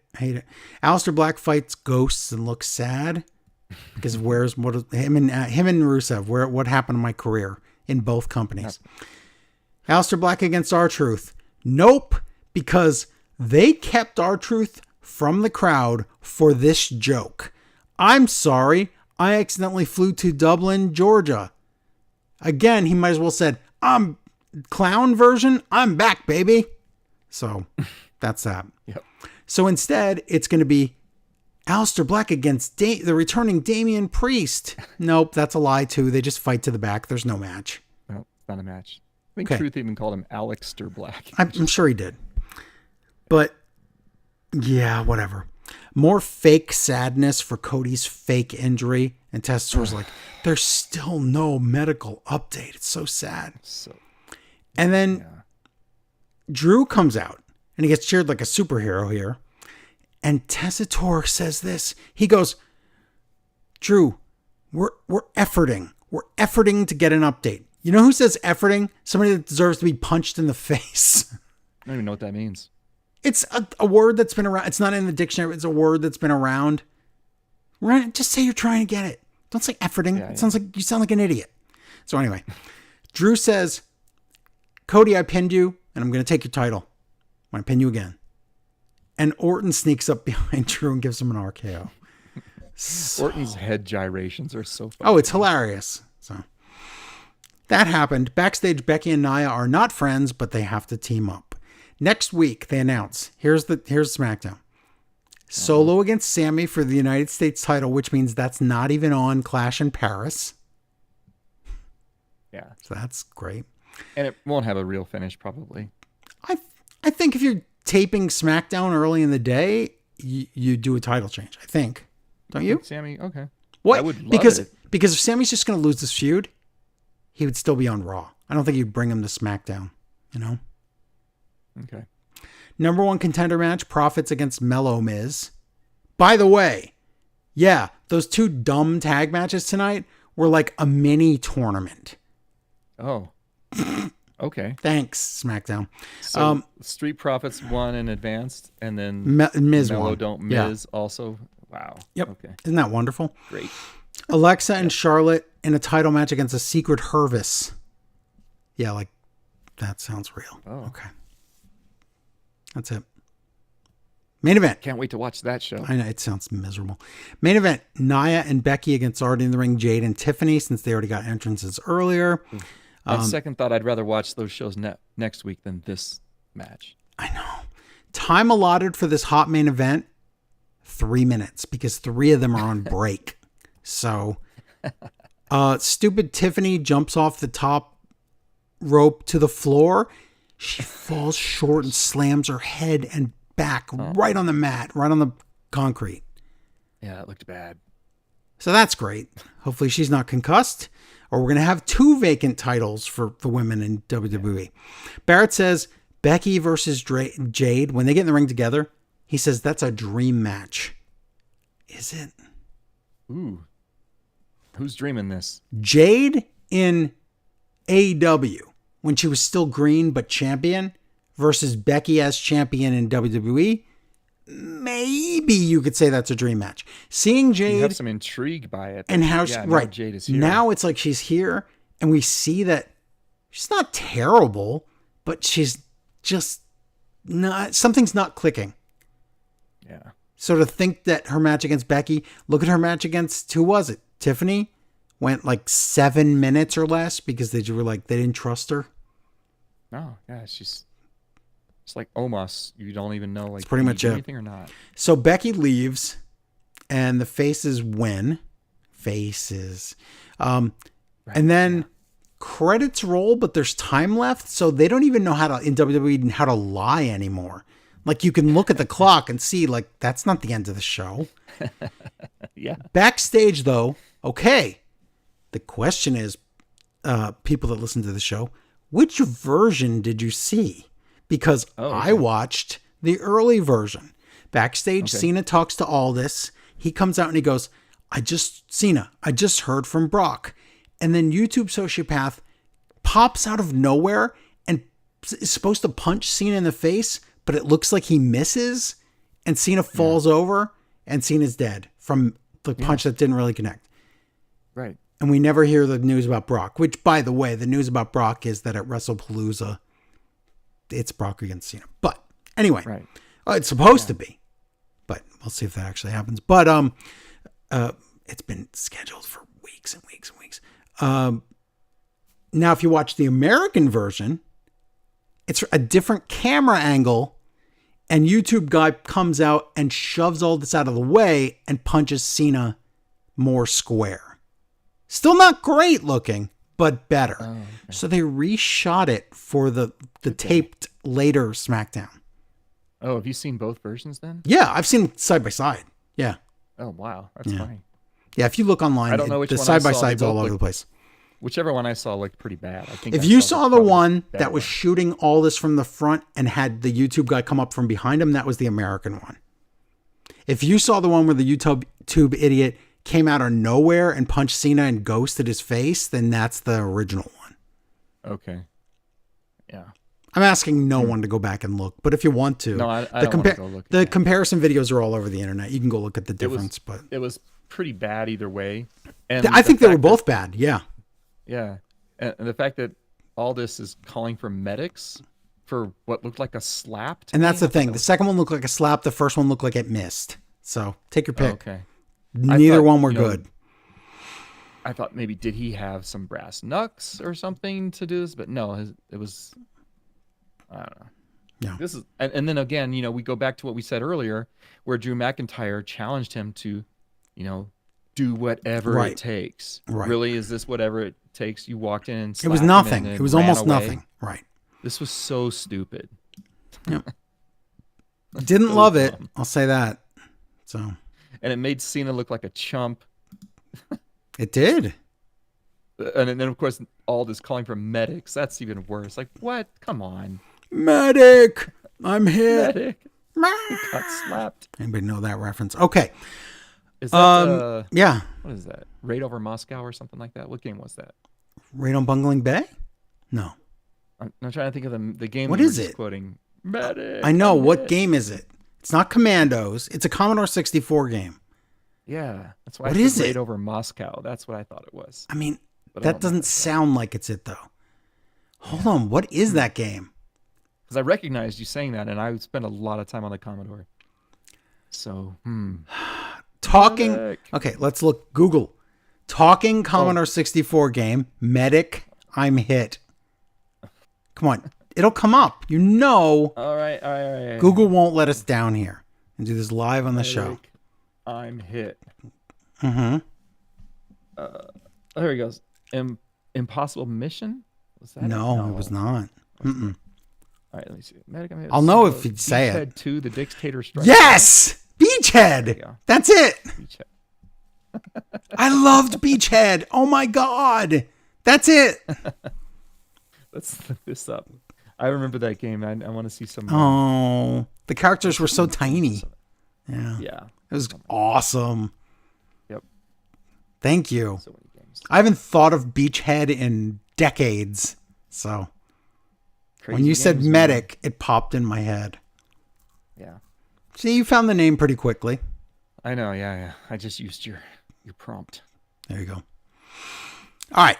Let me do quick collision so we can get to the Please. pay-per-view because, With oh my all the God. 13 matches on this show, or however many there were. It's 50 matches, I think. Okay, so collision, taped and old. I only have 1.5 pages of notes. This should be simple. Tony and Nigel in commentary with Ian Bonezone, and I hate him. Oh my God, do I hate him. Yes, you do. Don Callis comes out. He introduces Crazy Chicken I Am Hechicero because he doesn't know Spanish. So, Love it. Don Callis family in a match, they job to Skyflight and Hiromu. Kyle Fletcher comes out to stare at Hiromu. Then we get... Also, yeah. Scorpio Sky's finishing move is called the There It Is. Yep. And Hiromu Takahashi's finishing move is called the Got It. Amazing. Good job, commentary. Great job. So we have an email here, and it says, Okay. from Senile Smith. His name seems to change every week. I hope this isn't him sunsetting or whatever it's called.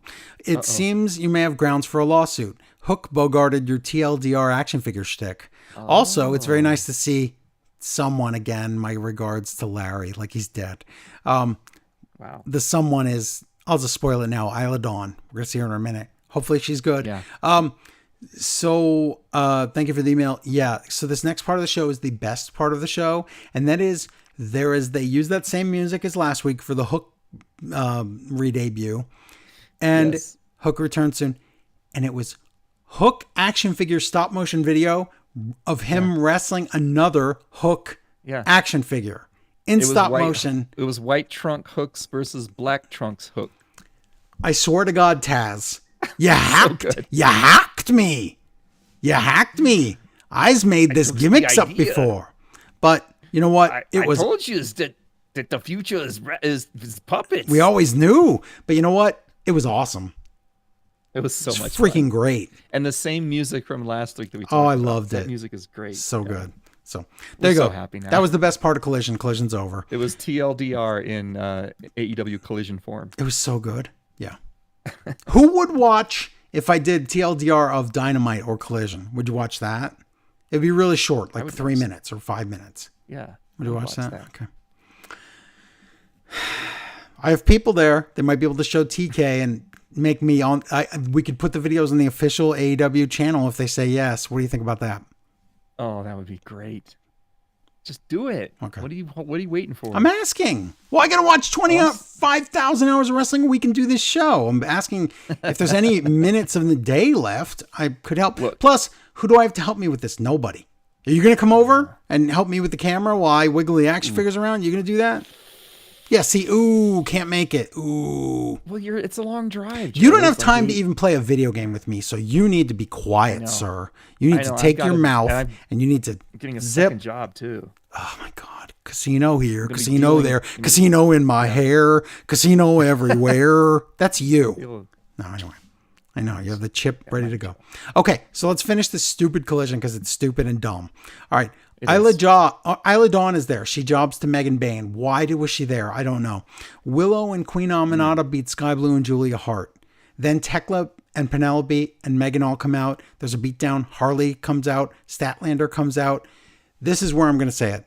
This women's mid-card in AEW, where these same people are in this same cluster and they wrestle each other every week, it's as bad as the SmackDown tag division where everybody wrestles each other every week. It's so bad and stale. Right. I And wish... it's a waste of Harley Cameron too.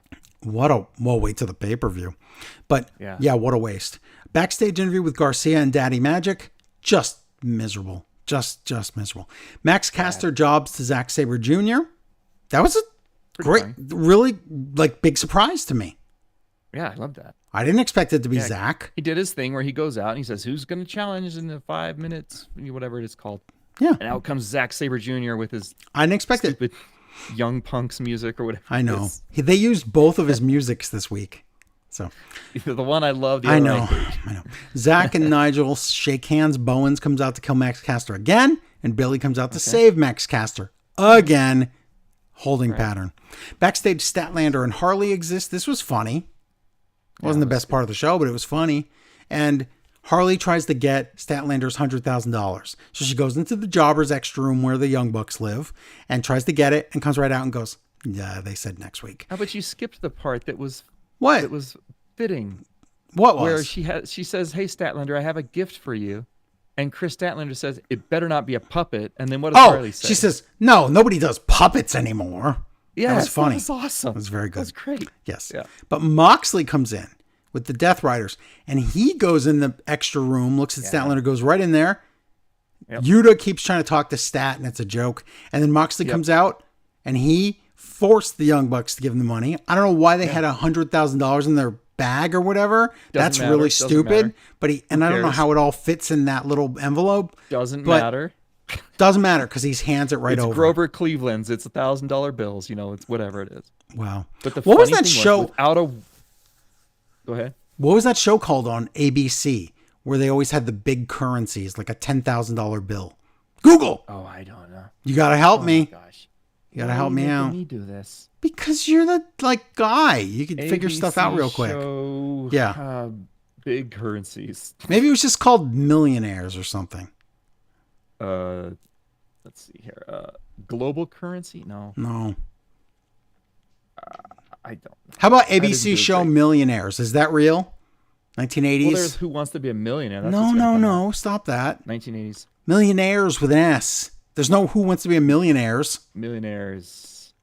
How to Be a Millionaire. That's Is it. that it? What year? 1984, 85? Oh. Yeah. Yeah, They would have there's some they would. YouTubes on it. Yes. Thank But you. yes, the best part of this thing, well, the second best part, other than Besides her saying Harley puppets saying are nobody out. does puppets, Yeah. is without a word, Moxley goes in there, retrieves the money, hands it to Statlander, and walks off. And Yeah. Statlander's just She's amazed by amazed. this. She should be impressed and Harley join the couldn't do Death it. Riders, but no. right. She's like, this guy can get things done, and Yeah. she's at a point where She's kind of I'm on the desperate. line. Which way should I go? So, Yeah. That's true. I like this. I like this build up. The rest of Collision, you're dead to me. No, Ishii jobs to Keshta, but the match itself is awesome. Match was so much fun. So good. Nice to We see didn't these get this guys in the wrestle. G1, but we got it here. But we so got it here. Thank you. Right. Yeah. Big Bill beats already in the ring. Mandrews. Is this NXT UK? That's so sad. Remember that? And he kills them on chairs. And the Gates of Agony come out, and I just realized their name's Goa, and the guy's name is Toa. I just realized that. Go from Toa. And Bill looks confused, and he's in the crowd. Like, they're doing this weird thing where when he goes overseas, he's a face. So he has to look at the heels all strange, like, whoa. Right. Anyway, GOA beats GYV. Yes, the grizzled young veterans. This is NXT UK. Oh my God. It is. And those guys had a trajectory, and now they don't. They sure don't. Backstage, Gabe Kidd and War Dogs exist, and they get a trios title match at the pay-per-view kickoff 0 Whatever. hour. Okay. It's forbidden. They can do it. It's forbidden. It's a door. It's a door, No and it's David forbidden. Finley, though. That's funny, huh? The leader of the War Dogs doesn't. He's get to not be here? part of this. Main event, Papa Gon, as also known as Roderick Strong, and Kyle O'Reilly, also known as Paragon, but their shirt says Papa Gon for some reason. Right. Because their Papa's gone. Adam Cole, baby. Oh, that's sad. Papa Gon lose to already in the ring Rod and Todd, the Young Bucks, when Okada cheats. That was a funny joke. Because there's that meme online with the kids and they're doing the Young Bucks pose. Yeah. So, Swerve comes out for the very slow save after the beatdown. Right. And It's not really their even friend, Tony says slowly coming out. Then Swerve gets beat This reminded down. me of Rhea Ripley like having to do her stomp move before she could run in to save somebody. I hated that. Oh my God. I'm glad they don't do that anymore. And Tony says, too many people here. Yeah, you think? Thanks, Tony. Rainmaker, You're one of heels stand tall, and that's that. So, wow. Okay, that's your quick Collision. And I don't want to talk about Collision anymore because we have to talk about AEW Forbidden Door. AEW Because Forbidden Door. That was this weekend. It was good. It was a show. Let's talk about it.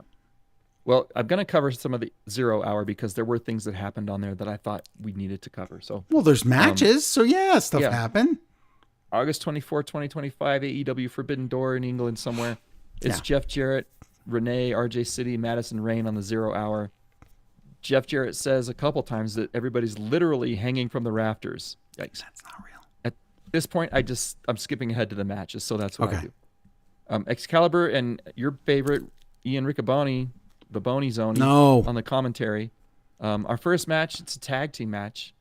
It is a 8-man tag match. It's Crew, which is Leo Rush and Action Andretti, teaming up with Josh Alexander and Hechicero Okay. versus El Desperado and the Papagons, Kyle O'Reilly, Roderick Strong, and everybody's favorite G1 participant, Yuya Uemura. Oh, my God. I was like, what?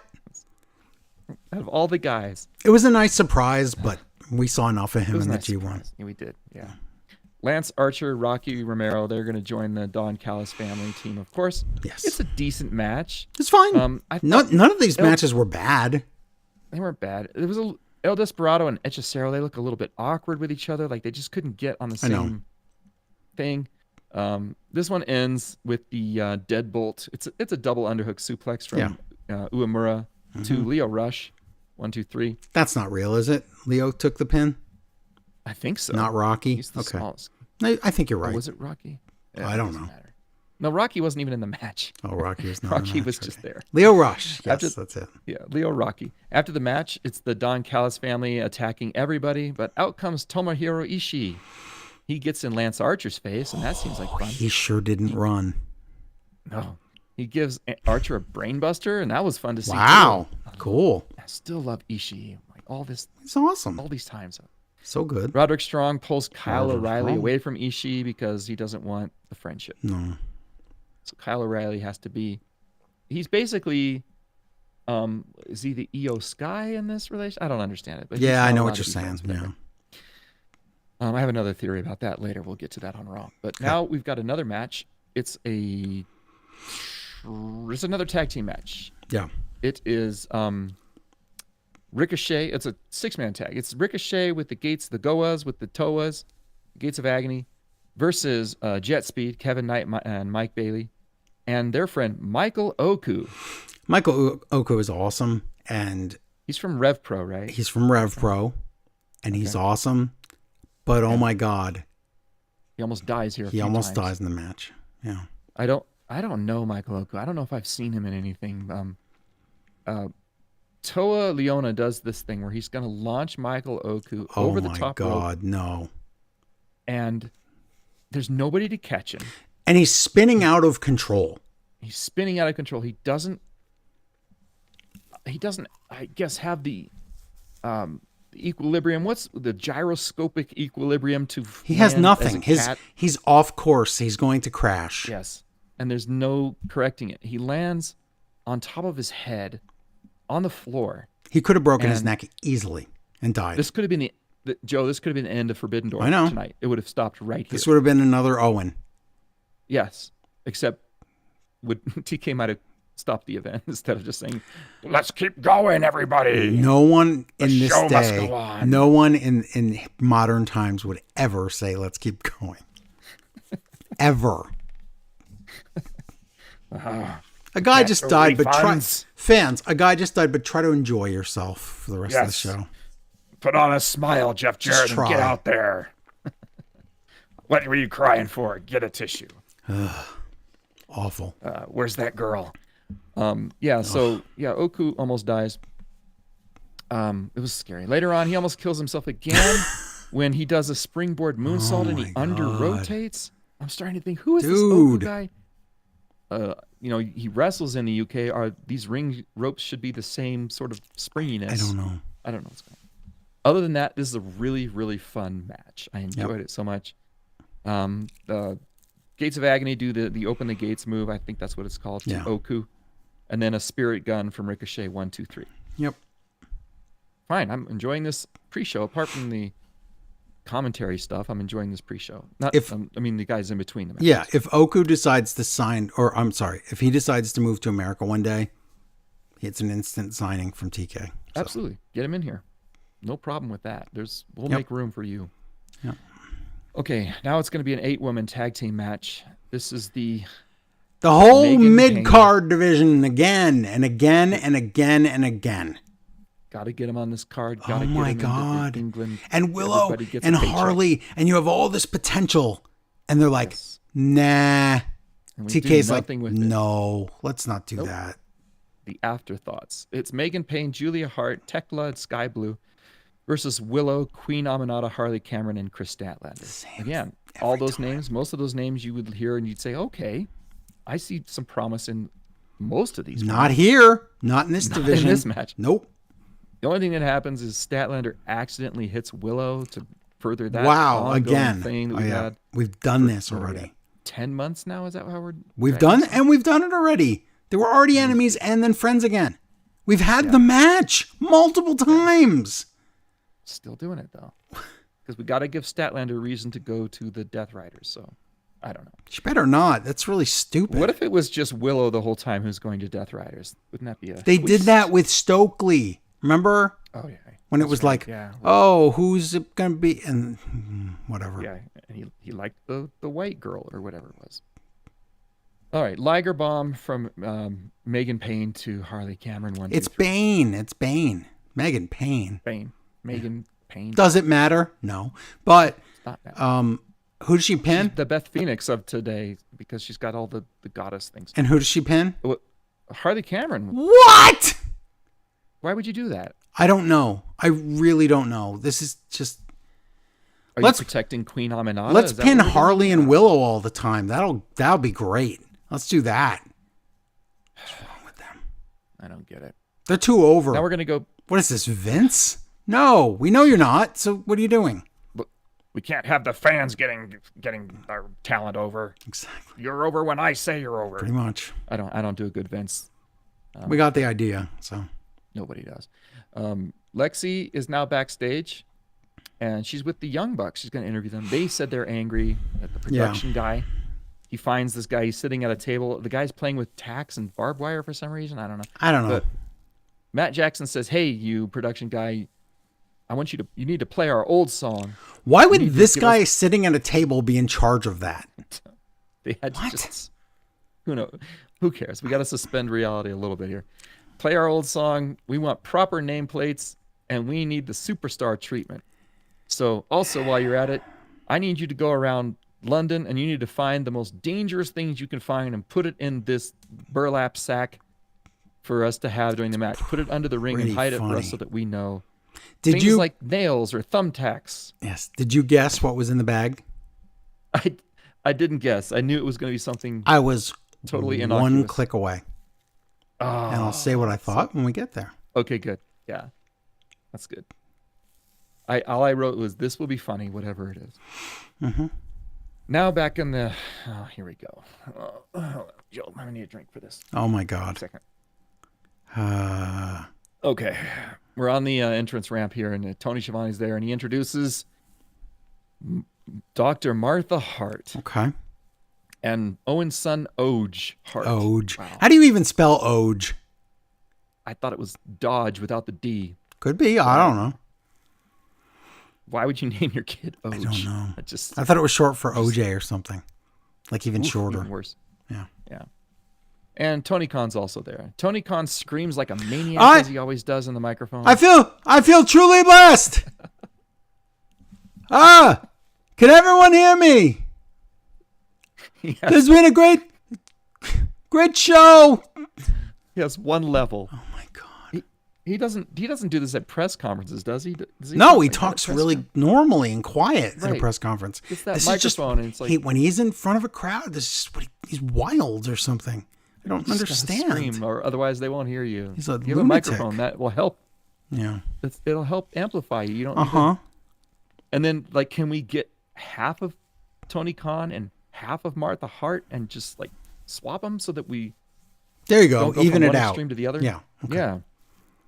He gives the microphone to Martha, and then you can't hear a thing, and she speaks like Martha speaks, and she loses her place, and Yeah. then decides she's going to do a poll in the crowd and say, "Hey, how about who do you think's going to win? Hey, what about that guy? Who are you going for?" I think is what she says.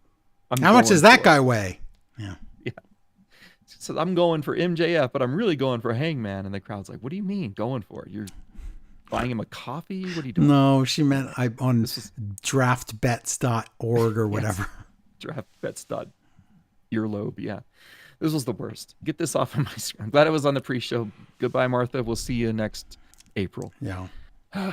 Okay, now we're gonna have a championship match on the pre-show on the 0 hour. It's the AEW World Trios Championship match. There's like Yes, 5 that's the seconds title. left in the pre-show. Yes, it's the Bullet Club War Dogs. It's Clark Connors, Drilla Maloney, and Robbie X versus the Ops. Samoa Joe, Shibata, and Powerhouse Hobbs. Yeah. Oh, there's Gato. He's there. He's going to join the War Dogs to the ring. Yeah. You know what? I really enjoyed this match. Another really fun match. to Oh, me. it's great. Just, I liked short. it. They gave Shibata a chance to shine. Yep. I haven't seen a lot of that in AEW. True. Gato tries to come into the ring, and Shibata kicks the rope, giving Gato the Sonata Crotch. treatment to his jewels. Yeah. It ends up with a muscle buster to Robbie X. 1, 2, 3. Champions Okay. retain, of course. Fine. Yep. That's the end of 0 hour. Now we're going to the proper show. Okay. We get a video package of Forbidden Doors history, and they just remind us, guess what? There's no CMLL here. There's no real stardom. They just here this remind year. us that this isn't very forbidden at all, considering how much they love New Japan. Right. So, And also, remember when we used to have a deal with CMLL and we used to bring them in here to make a part of this and I know. have it be a real international flavor? Well, guess what we're not doing this year? No. Any of that. We'll get one person in. That's it. We got one person from Stardom and one person from Rev Pro on Kinda the not that pre-show, great. and that's on commentary. Though we get an upgrade. It's Excalibur, Tony Schiavone, and Bryan Danielson. Okay, good. So the Bone Zone is off the show. I remember when Danielson was on, I want to say it was the Cruiserweight Classic, I think with JR. Right. And he was insufferable on commentary. He's terrible. He is so good now. Yeah. And people don't judge with their brain holes. They judge with maybe their heart or their favorites or whatever.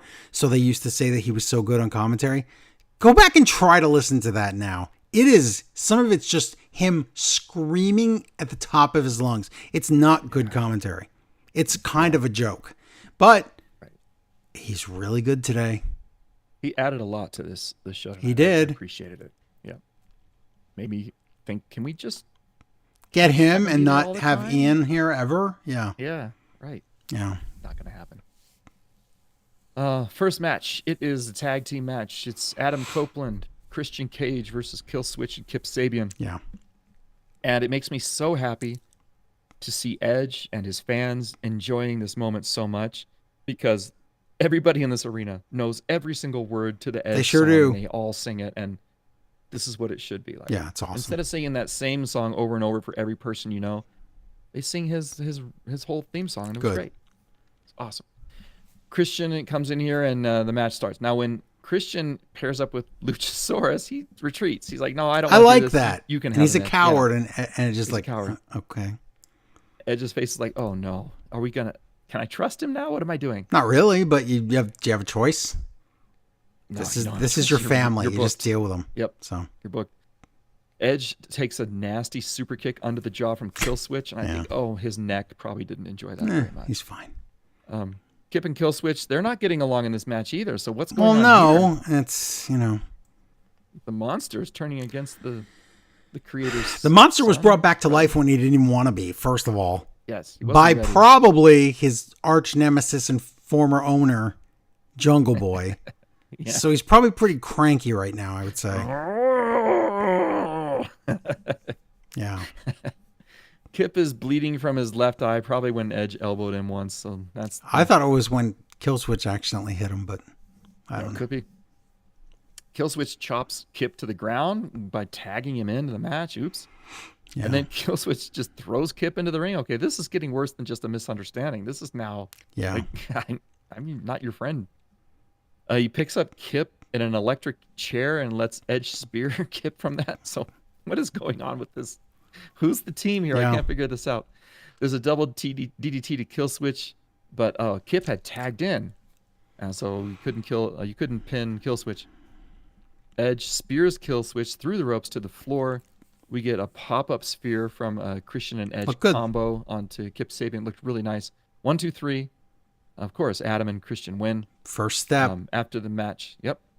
Edge and Christian shake hands. Edge wants a hug, but Christian's not ready for Doesn't that want yet. that. and So No. that's good. I like that. Especially this D-bag character. He's never going to want that. No, if he ever takes the hug, I'm kind of done with it. Yeah. So I don't- It would have to be really want- quick and then him go, okay. Yes, yeah, exactly. Yeah.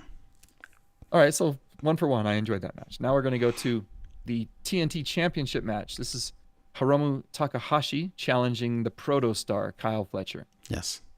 And look at that, Joe. There's a Japanese announced desk Stop. tonight. Stop. Yeah. Why? Nothing. Keep going. You don't want to know what else is happening? No. We got the Japanese announce team. There's El Desperado's there. Oh, no. There's the cute girl. I forgot her name. She's there. Mickey Matoy? The other guy. Yeah. They're all there, Joe. Oh, no. It's like a regular New Japan show. Oh, no. Hey, let's go to the English announce table and see who's on there.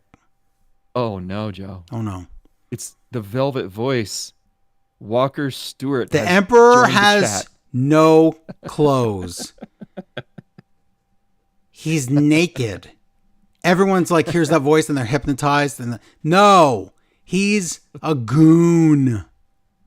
Hi, everybody. It's Walker Stewart. Ah! I'm the Velvet Voice of New Japan Pro Wrestling. but he's so And by good. wrestling, I mean wrestling with your nightmares. And by nightmares, I mean sometimes you go to sleep and you Oh my might God. have a bad dream. And by sleep, I mean you might need a sleep aid. And when you need a sleep aid, I mean you might have AIDS. Oh, I'm not supposed to say that on this program, am I, Joe? Walker Stewart, everyone. Oh my God. Listen, Walker's a kid. He will get better. But right He's now, 23 years old. but right now, he has the charisma, or what it's called, like the what's that called? Not the charisma or the allure. He has the aura of a future really good commentator. He has the voice for it. He got a has. great voice. He now even has the knowledge. He's getting that. Yep. Absolutely. But if you listen They're to him, helping him he with that. doesn't make any sense. He's word salad. No. Okay. Right. He's able to talk a lot and put a lot of sentences together without having to think very much. And it's obvious he's not thinking It's clear. very much. But put him with 3 other people in commentary, and guess what you get? You get pretty good Walker today. It's not bad Walker in there. Till He's the only end. Maybe one thing. that Yeah. yeah. But even yeah. before that, I was impressed today, Walker. Yeah. I dreaded it. And it's like my worst case scenario. He's in a match where he's going to call a Hiromu match where he calls him Hidomu and then Hiromu over. He keeps changing it. Yeah. No, guess what? When he's in front of professionals like Excalibur, never what did pulls he call him? he never calls him Hidomu because that's stupid. Yeah. He calls him Hiromu. Right. He waits till he's called upon to talk. Right. Yeah. And if you don't know what we're talking about, Walker will sometimes try to He adopt dips- the Japanese accent. Dips back and forth between the two Yeah. languages, So which he'll say Hiromu and then he'll say No. Hiromu. And but you're not "Oh, even that's- like that. You said it but right. Worse. Yeah, I know what you mean. He says Hidomu. Okay. Hiromu. In his mind, he's saying Hiromu Yeah. Right. or right. rolling the R, but no, it's Hidomo. But anyway, he was pretty good. Sure. So, and this match was great. This was a really fun match.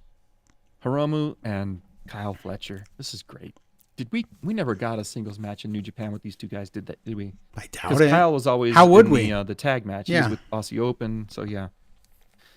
Oh, what a great 15-minute match. Don Callis is also there on commentary. Check this match out. It was good. Sheer drop brainbuster by Kyle Fletcher. 1, 2, 3. Of Yep. course he's going to defend. Yeah. But what a fun way to highlight Hiromu and bring him over here and show some fans Yeah. who maybe never saw him before. Yep. I liked it. He's a fun guy. Okay, good one. Next up, it is a 4-way match for the TBS Championship. Okay. So here we go. This is what we've been building up to for a month or two. Yeah. Everybody had to qualify from your own specific federation to get into this match. Yes. So it's Alex Windsor versus Stardom's Bozilla Bozilla. versus from CMLL Persephone. We've seen her before. Mm-hmm. And of course, your champion is Mercedes Moné. The crowd immediately starts chanting CEO, and I'm confused why anyone would ever do Yeah, that. before she even came out, and I was like, and I said, okay, before the match, I said, I wonder if she's going to be a heel or a face here. Like, I wonder how this is going to play out. Nope, they consider her a gigantic star here, and she was absolutely a face here. So I didn't understand that, but there you go. there you go.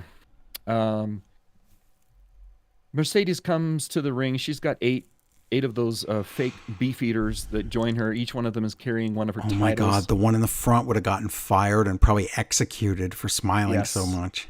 Right. They can't even march halfway properly. No, it's pretty sad. And I think that's symbolic of who I think Mercedes is as a pro wrestler. Oh, that's true. She can't Okay, that's fair. But wrestle these halfway entrances, really cool. When she had like That was fun. the women wearing her titles, and now she has the men wearing her titles. I think it's pretty cool. Yeah, they carry him out during it. Or holding titles, whatever.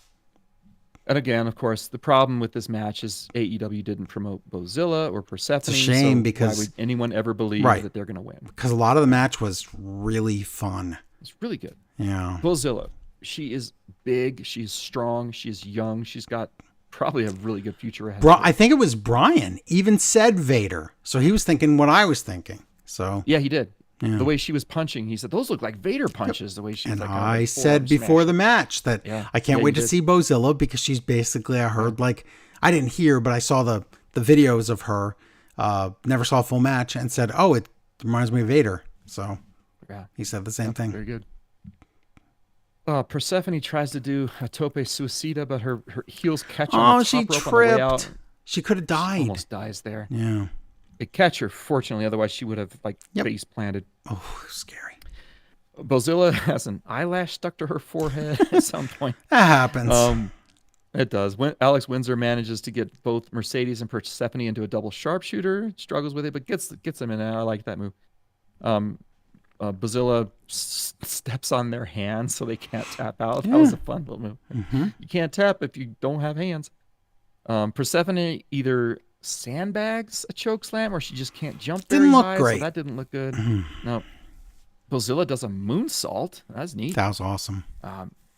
Then they botch a Poison Rana, and that didn't look good. Oh my Bozilla almost God. died from that. Went right down on her head. Yes. Oh. If you're the big person taking a Poison Rana, you better make sure that you can Yeah. get over there. or Holy It's crap. gonna be bad. We get a Razor's Edge from Persephone onto Bozilla, so showing a little strength there Looked from good. Persephone. That looked great. She tries to do the same thing to Mercedes, but Mercedes just rolls up Persephone 1, 2, 3 and retains the title. Oh, well, it's okay. And at one point, good the match. funniest part for me was Bozilla, who they said like 3 times is from Germany, but works Yeah. in Stardom. Yeah. She did a release German suplex, and Excalibur tried to make a joke out of it.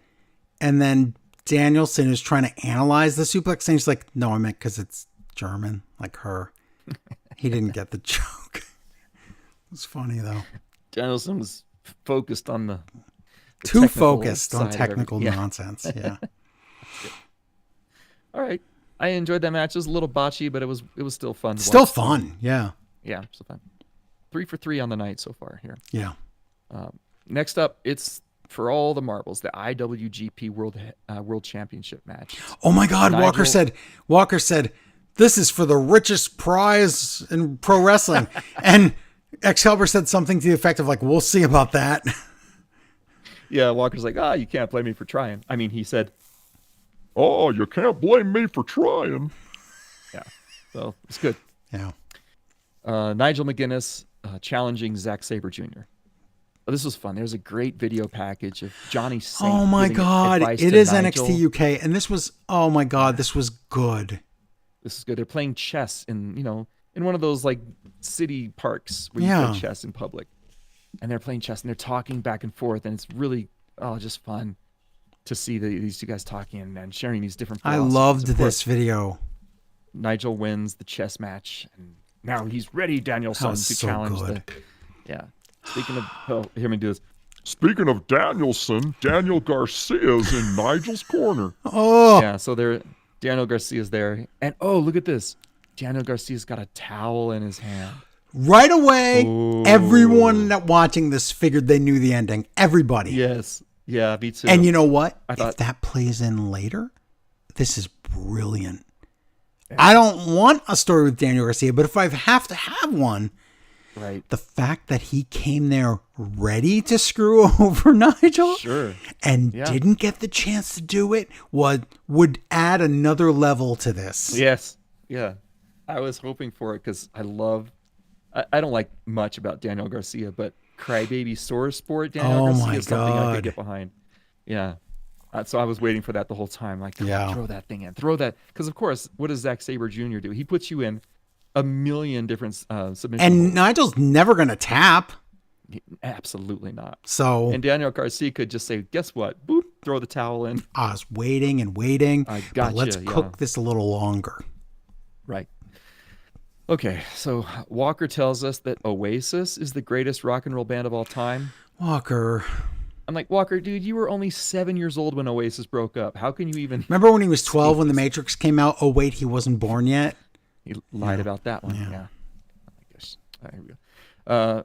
I've decided I'm ignoring Walker now because that annoyed me. I love Might the as well. first 5 minutes of this match because they have 30 different ways to do a wrist lock It's really good. with 30 different counters. It was now, awesome. You might think a wrist lock, that's kind of boring to watch. No. Watch 5 minutes of this match and see what they do. This was so much This fun. was great. This was beautiful. This was just beautiful. When people say that pro wrestling can be an art, this is it. It's Zack right here. This Sabre. is- And Nigel Yeah, it's- is right there with him and every and step. Nigel, yeah. I didn't think I wanted this match, but after seeing this, I realized. Oh, I knew. I've wanted As this soon as they for a long said it, that there was a 4-way or whatever, I was like, I see why you would want Yeah, that. it's It is a once-in-a-lifetime thing. right. Got to do it. It's the only time you're going to get to do it. Yeah. Now we see Daniel Garcia cheating a little bit. He's pushing the ropes in He's so that Nigel can get a Being break. really distracting. Like he had a plan here. He's a baby, man. He's got the boo-boo face Yeah. the whole time. Zach and Nigel trade European uppercuts. And if you know what I always say that Zack Sabre Jr. has the worst European uppercuts. in Well, the they're business. weak. And Brian Danielson says, "Hey, my uppercuts are better than both of these guys." It's like maybe they I are. love it. They are. And I love Brian at the beginning of the match where he's like, you might think that I'm going to, bash Nigel or whatever, but no, I actually respect him a lot. Now, if he was on commentary for me, then it would be different. But Yes. he explains right away that this isn't going to be one of those things. So This is smart. I because like that. This tells us that Brian Danielson went back and watched the product when Yeah. Nigel was commenting on his matches to say, okay, what you've seen Nigel do to me, I'm not going to repeat that because, like you said, I respect it. So Yeah. really good. I love that. Really Yep. good. Daniel Garcia's on the ropes again, and then outside the ring, he distracts Zack Sabre Jr. So this is kind of like putting He the just will shadow on not this match a little stop. He's trying to get Yeah. Nigel disqualified or something. right. Yeah. We get a Tower of London that gets a 2 count because Zach gets his feet on the ropes, and then we get a ton of roll up attempts. Again, another beautiful artistic Very part of fun. this match until finally Zach manages to get Nigel down 1, 2, 3. Zack Sabre Jr. retained. And the look at that moment, that exact moment on Garcia's face, like, I didn't even get to throw in the towel. Was amazing. The look I would of love to think that the they look would do of that, yeah. you had this chance and I could have had this chance and you blew it. It's just he's staring the death stare of daggers into Nigel's brain, and he won't take his eyes off of Nigel. Yeah. Really well done. Yeah. It's like, it should have been me kind of moment there. It's exactly what it was. Yep. Zach and Nigel shake hands, and Zach bows to Nigel as they leave. Oh, it was Really nice. good. Nice. Yeah, so far, loving this pay-per-view. After the match, Tony Schiavone gets into the ring. He wants to interview them. And everybody's but I waiting guess- for Garcia to jump Nigel. Yeah. Everybody. Waiting for it. He's behind him. Even- It's all there. Yeah. Even off camera, we hear the crowd kind of go, "Whoa!" I guess. We're like, what's Daniel going Garcia sort of- on? Yeah. he sort of nudged Tony Schiavone out of the way. Yeah. And Daniel Garcia hugs Nigel. Oh, that was devious. And here it goes. Here he goes. Oh, it never happens. It never happens. This was great. Tony Schiavone announces the fake attendance, probably 18,000. Yeah, it is. It's fake, but Yeah. I heard 17 something, but whatever. It's fine. Now we go backstage. Everybody lies about Wow. it, I guess. Look at this. Tekla and Queen Aminata are still fighting. Like 2 hours later, they're still And fighting. and the crowd's chanting "fight forever" or "fought forever" or whatever they're saying, but it's Yes. funny. Still doing it. Yeah.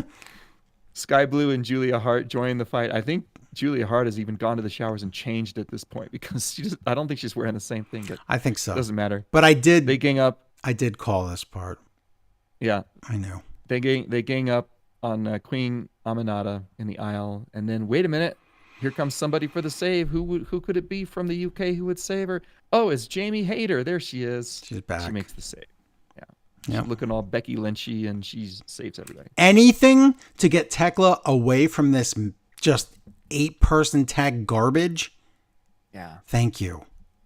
she's in this feud with Queen Aminata that just doesn't seem like it's ever going to end. And if we have to have one match with Queen Aminata and Jamie Hayter against Tekla and somebody, that's fine. But please, let's move on. Let's move. It's time to move on. This whole thing was supposed to be Tekla pinning Jamie Hayter in the beginning, but it never happened. So Right. Yeah. All right. A little fun in between matches there. Now we're going to have a 3-way match for the AEW World Tag Team Championship. Okay. It's FTR, Brodito, and Hurt Syndicate. the ending will definitely not get all botched up. Okay. No. Bobby Lashley is 49 years old. Shelton Benjamin is 50 years old. This is crazy. How are these guys still in such amazing shape? I don't get it. MVP is 51. He's not even there. He's not allowed to travel because of all the crime. But yeah, he's not here. The crowd starts chanting F the Revival. That was a good blast from the past. If you watched the BTE YouTube Yes. show, that was. Of course. There's nothing forbidden about this match, though, but it's enjoyable. No, it's still fun. Yeah. We get a treat when Brody faces off against Bobby Lashley. That's something I'd like to see. Shelton Benjamin German suplexes everyone, including Brody King 3 times. Yep. A tope suicida from Brody to everybody. Bandito. Oh, okay. This move where Bandito's standing on the top turnbuckle. Oh my God. He's got Dax in like he's going to do the world's strongest slam or whatever. Oh my God. And then he does that moonsault fall away slam onto Yeah. everybody on the floor. On the floor. Insane. I don't know how they didn't all die. They didn't die. I don't know, man. Really great. Yeah. Spear from Lashley. And then, here come 2 guys in the New Japan hoodies. They And show I'm up. trying to figure out who it is. And then I see the eyes of one of them, and I'm like, it looks like Ricochet, but that can't be right. That's not Shota Umino. Who is that? The hoodie guys are there. They're beating up Shelton, Benjamin, and Bobby Lashley. Dax clocks Brody with an unprotected chair shot to the head. I thought we were done doing that in this Yeah. world, in this age. Guess not. Now the hoodie guys unmask, and you're right. It's Ricochet, and it's the Gates of Agony. Wait a Yes, There were minute. 3 of them now. Who was MJF talking to on the Dynamite? He was talking to Ricochet. Oh, no. Yeah. They kicked him out of the Hurt Business, and now he They did. got him back. Oh, my God. Yep. Yeah, he did. Wait till they figure that out. MJF's He don't dead. cross. He's so dead. He can't just let it go though. He has to. He's MJF. He has to But win. if they ever do put the contract on the line with Mark Briscoe and MJF, Lashley's just going to Forget it. just kill MJF. Yeah, all three of them might come out and kill him. Oh my God. He's burning a lot of bridges, that's for sure. Because the Hurt Syndicate are out of this match. They left. Yeah, they're gone. They're beat up. Fighting out to the So back. Yep. we're going to get new champs no matter what. Right. Yeah. So what happens here? It's Dax superplexes Brody King, and then Cash goes for that combination splash, but Bandito shoves Cash off the turnbuckle, and then Bandito frog splashes Dax. Brodito do that catapult move that I love so much. The pin attempt is a little botchy, but because 1, 2, 3 anyway. Because I don't know what happened because he's starting to count, and I think he didn't think that was the end because he saw that that Wheeler was outside the ring and was jumping in. Yeah, he was trying to get in to break. So it up. he was like waiting. He thought he'd come in, so he stopped. Yeah. But then he just did the count anyway. He did count. That was I don't so know, dumb. Was it supposed to end here or not? But I don't know. But anyway. the team that I didn't even think would be in this won the titles. Brodito is your champions. What? Great. I love Hurt Syndicate as champions. I love it. You know, if they were to go for another 3 years as champions, I would be fine with it. Yeah. But boy, I love this Brodito team. Oh, This they're is awesome. So much fun. They're great. So much fun. And they have a real we've been entrance saying now it. with their name and Yes. cartoon drawings of themselves together. Yes. So, Yes. And you and Larry have been saying it for a while that Bandito should be elevated beyond, ROH. well, champion. he's a He double should be champ now. Good for him. He's perfect. Yep. He's great. Awesome. So far, everything has been hitting with me. It's been working. Great show. Next up, it's for the AEW Unified Championship match. Swerve Strickland versus the champion Kazuchika Okada. Okada's still got 3 title belts. He's just not going to unify them at all. He's going to just keep them in their unmelted. It's just like when Reigns was undisputed Universal whatever WWE champion. He had 3. That's right. Yeah, he kept them all. Yeah. Oh wow, Jim Ross is on commentary, and wow, he sounds very not alive right now. Oh, it was a little Weekend at Bernie's and very sad. It was. Now, when Okada comes down the aisle, Don Callis is with him. Don Callis is wearing one of those titles over his suit jacket. It's ridiculous. Callis is such a goof, and I love it. It's so funny. He's strutting like he's the champion. It's so funny. Callis joins commentary, so now we've got, 5 guys on this booth. Too many. That's okay. That's okay. The crowd sings Swerve's House in the middle of our street. That was Pretty good. awesome. Yeah, I love it.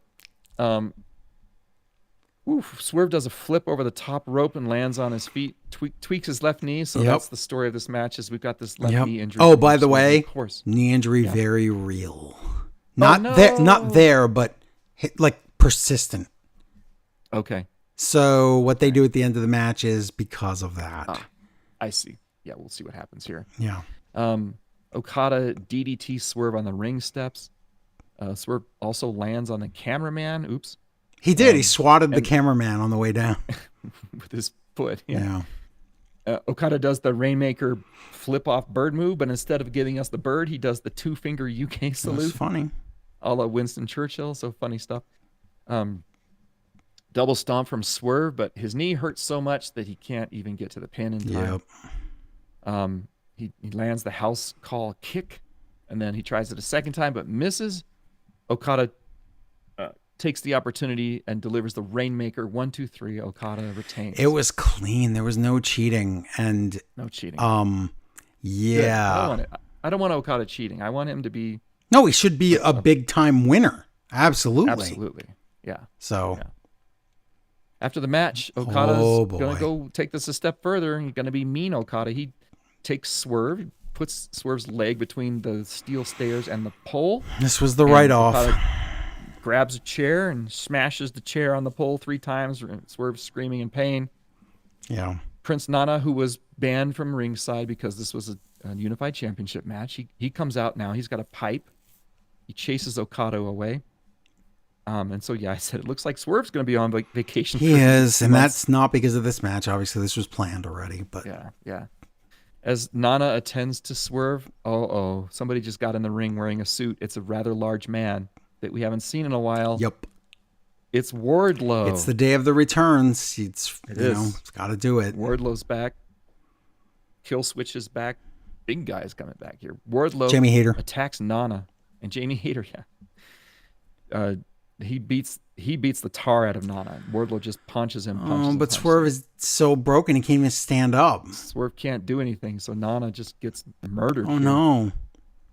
Like he was the guy on the other end of the Raja. Yeah, What's his face? Beating him badly. yeah. Security guys try to stop him. They roll Nana out of the ring. Wardlow kills the security guys. Then Wardlow leaves. He hugs Don Callis. Oh no! Wardlow is the newest member of Do- your Callis family. Now, when Brian Cage comes back from injury, do we need 2 Wardlows in that group? I mean, probably not, but you've also got a Takeshita and an Okada.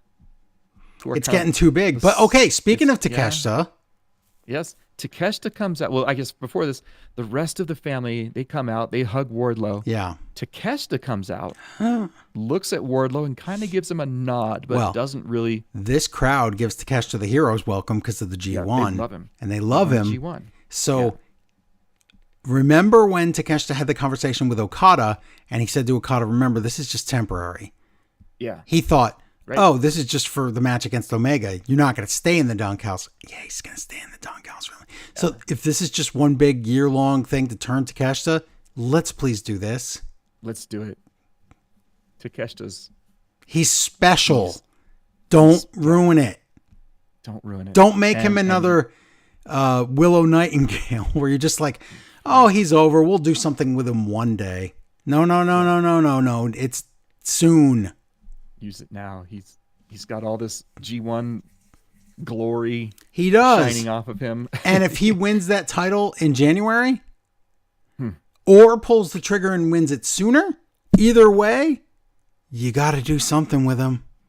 Yeah, do something with him. Yep. Otherwise, what happens? He just disappears like a guy like Wardlow disappeared and becomes nothing. But I think Takeshi's got 5 times the talent of Wardlow. Well, he's another Will Ospreay or Kenny Omega. He's that level.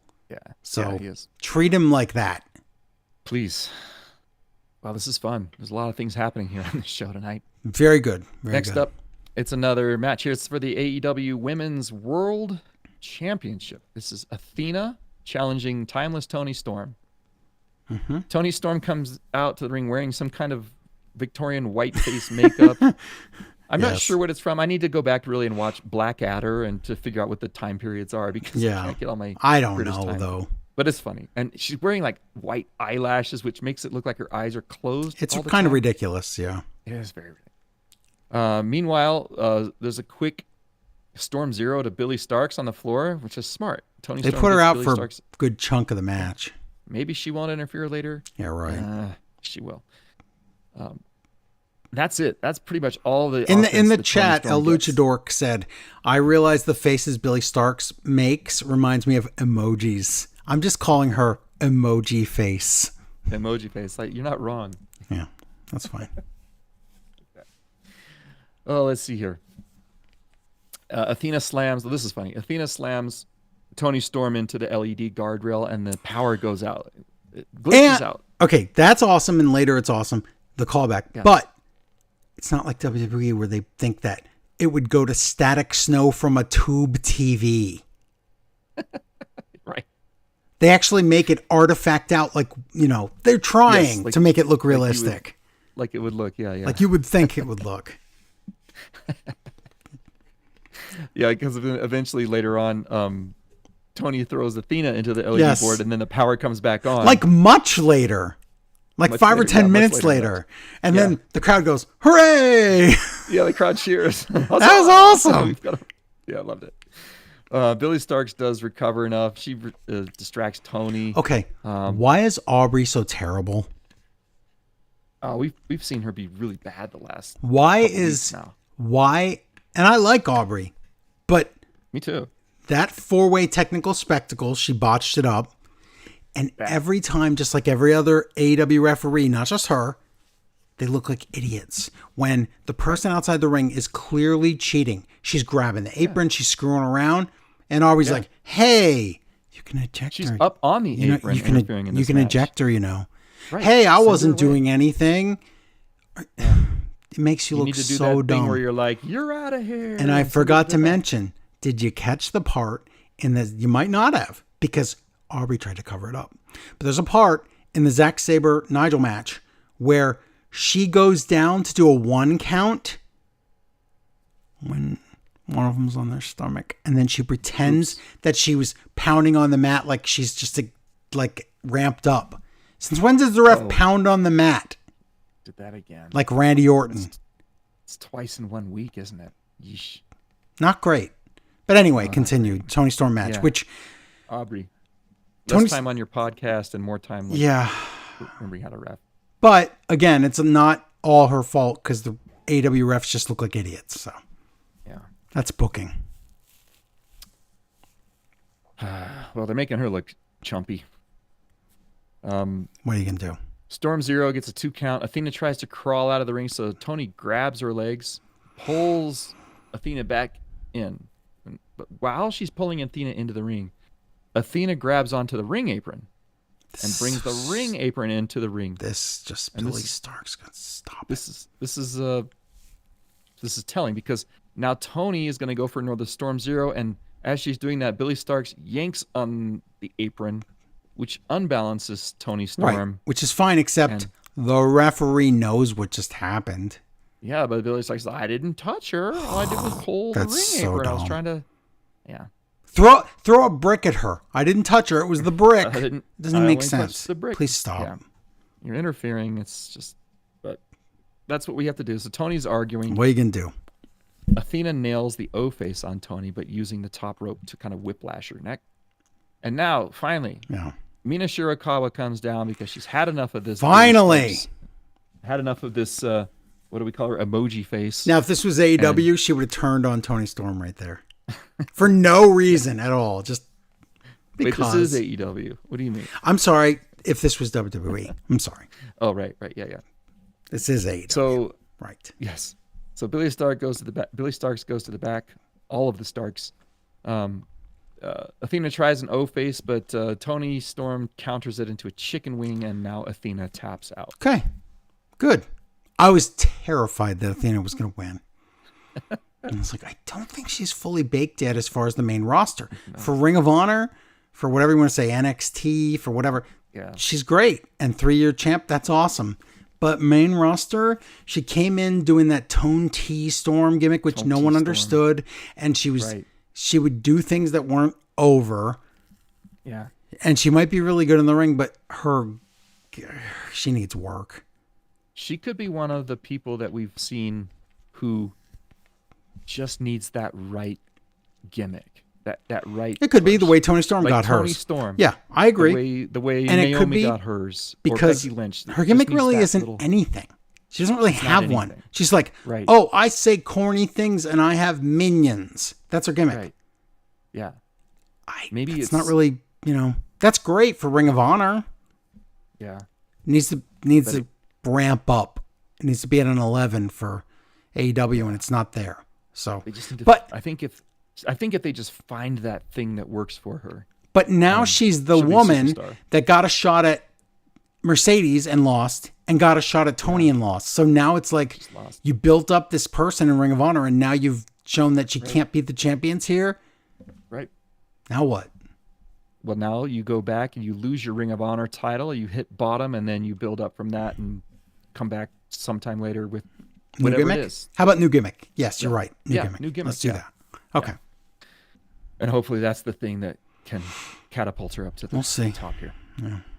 All right, we're going to go to the AEW World Championship match. It's MJF challenging Hangman Adam Page. Mm-hmm. Now remember, this match, the title can change on disqualification or count out. Absolutely. And MJF is not using his contract, so he gets to keep that little That's right. contract in the case at ringside. Right. And I'm thinking, now that Bobby Lashley isn't a champion, I really kind of fear for Hangman in this match because what was said, if Right. MJF wins, Bobby Lashley's going after him, and it's going to be personal. Yes. So, to me, there's a good chance that could happen now. Sure. AEW says that MJF is the CMLL World Champion. Which, of course, they've never, until tonight, admitted that that's not true. That's the light heavyweight title. And they've never said that on AEW, have they?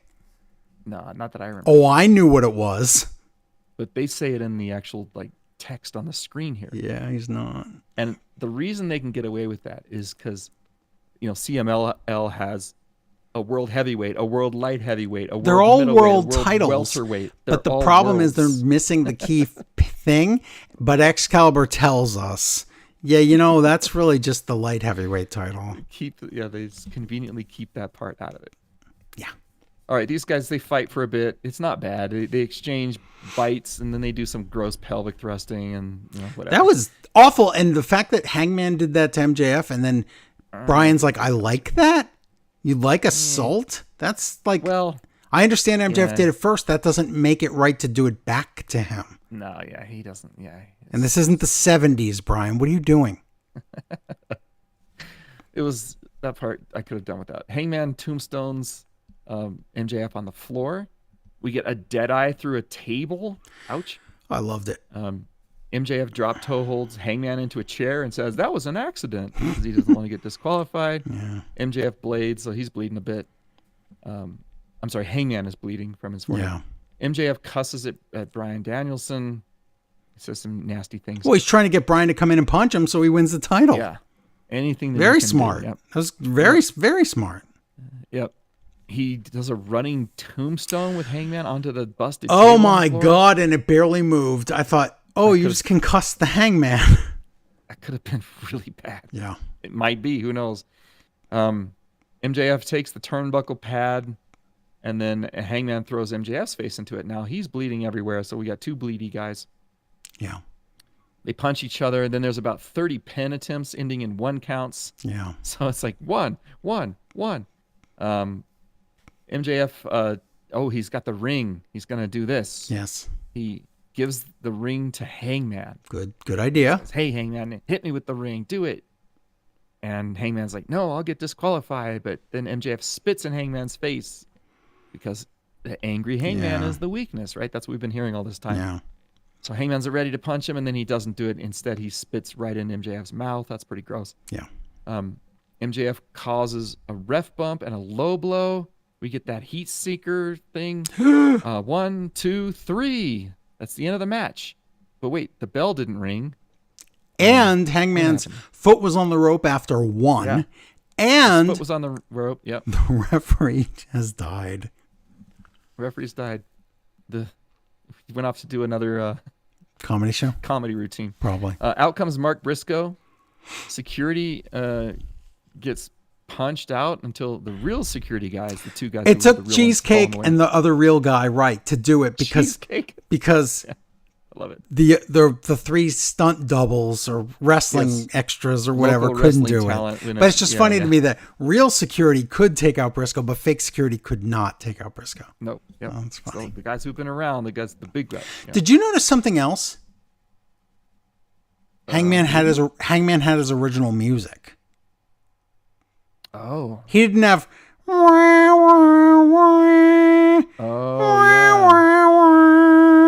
yeah. You know why? Yeah. No. Is it copyright? Because that's his old face music. And after he won the title, he's a hero again. He redeemed himself. And I found this out the day of the pay-per-view, Day of Forbidden Door. His music with all the fire and when he committed that crime against humanity and Swerve's family and all that. Right. The song is literally called Black Hat. Oh. So it was his heel theme only. Oh, I like that. Isn't that awesome? the heel I love that song, but Yeah, me too. I like them both. But They're both really great songs. yeah, but wow, I didn't realize. And as soon as I looked it up and I'm like, wait, why did he have, and I looked up the other song because I couldn't hear it in my head while they were playing his old music. So I pull it up and I play it and I'm like, oh, I like this one better. And then I look and it's titled Black Hat and I'm like, oh, got it. That's great. Yeah. Okay. Very cool. Well, this match is still going because finally Bryce Remsburg realizes that the foot was on the rope. Okay, Goes but back and here's sees the it. question.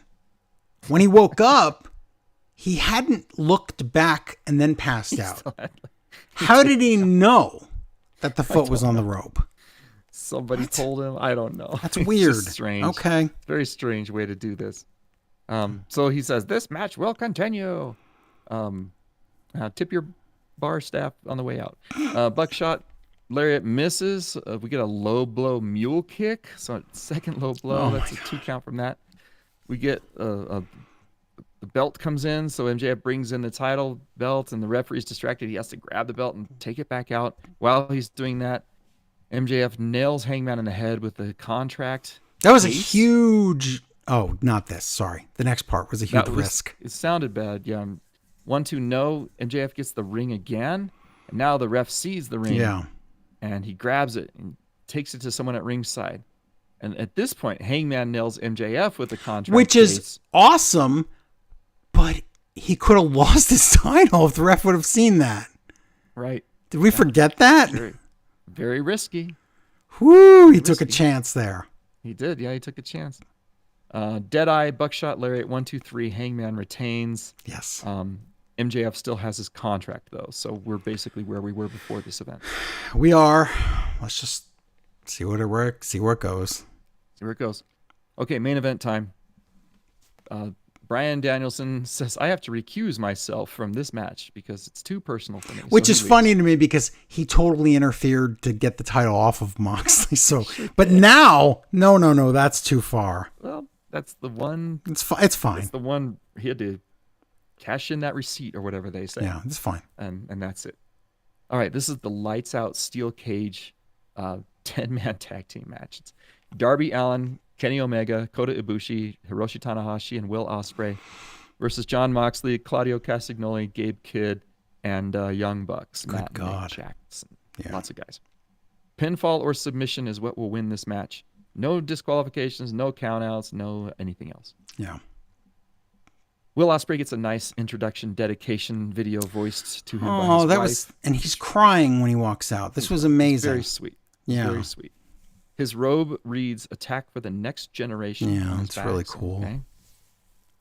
The Young Bucks music comes out, and they come out, and then the tape melts. It sounds like like an old VCR. So they tape got that the just thing melted. right with the modern LED board, but then they Yeah. didn't get the thing right. They might as well had a record scratch. It sounded like it. Yeah. Then It's their funny, though. I first love ever it. Theme music that plays, and what song is this? Oh no, Hanson Mbop. it's Hanson with the mbop. Or Okay, with the and that's doo-wop or real. whatever They the song really would play that for their music. Oh my God. funny. Guess who loves this song? Kenny Omega. Kenny Omega 'cause thinks he's- this is hilarious. He was friends with he's them. This rocking is, out. this is really funny. He knows all the words. You know he does this in karaoke. It's just one of his favorites. Yeah. I wonder how much TK had to pay for this song. Could it have been that Probably much? not as much as the other ones he that gets, I would say. Right. Gabe Kidd has a massive wrap on his right knee, so okay, at least I know. He's trying to protect it. Yep. it looks like it was injured. The fight breaks out, and you just have to watch this for yourself. There's a lot. You of do. stuff. There's too many. I mean, it's a million things, and there's Yeah. 10 guys. And Yeah. I was right about the cage, though. I said I'll it would cover a have to couple of be, them, yeah. the cage would have to be, because it's not 2 rings and there's 10 men, Yes. they would have to be the size or bigger than the dog pound, whatever that was, match in Japan. And it was that. So it's basically like a cage, yeah. giant cell, is what it, It was. does. It encircles the ring plus a few feet on each side, so that it's a giant donut around this ring. Yeah. And it was And it's the only perfect about, size. what, 12 feet tall? Yeah, something like that. Yeah. But it was the perfect size to do this match. Yeah. Nobody got lost in here. There was plenty of room for everyone. Let's see what happens here. Oh, here it is, the bag. Nick Jackson gets the bag out Yes. from under the ring that was planted there by the production guy, and And it looks pours really it out in the ring. looks really plump. And I said, Very plump. when we're What'd watching you this, say? I said, I stood up. That's how excited I was about this. I said, oh my God, if they do this right, it's jelly beans. So Okay. close. So close. It was gummy bears. I love it. So, yeah, it's perfect. Great. Kenny grabs a handful of these gummy bears. Oh wait, no. First of all, Kenny and Tanahashi, they spike Nick into the gummy bear. and Yes. he sells it like he's died. Kenny grabs a handful of these and puts them into Matt's So mouth, funny. and then they do the thing where they kick it and he has to spit them out. Yep. So like you would do with the thumbtack. It's so really stuff. funny. The Young Bucks bring a ladder into the ring and they clear everybody out with this ladder. Wow, there's a couple of nasty shots that look pretty bad.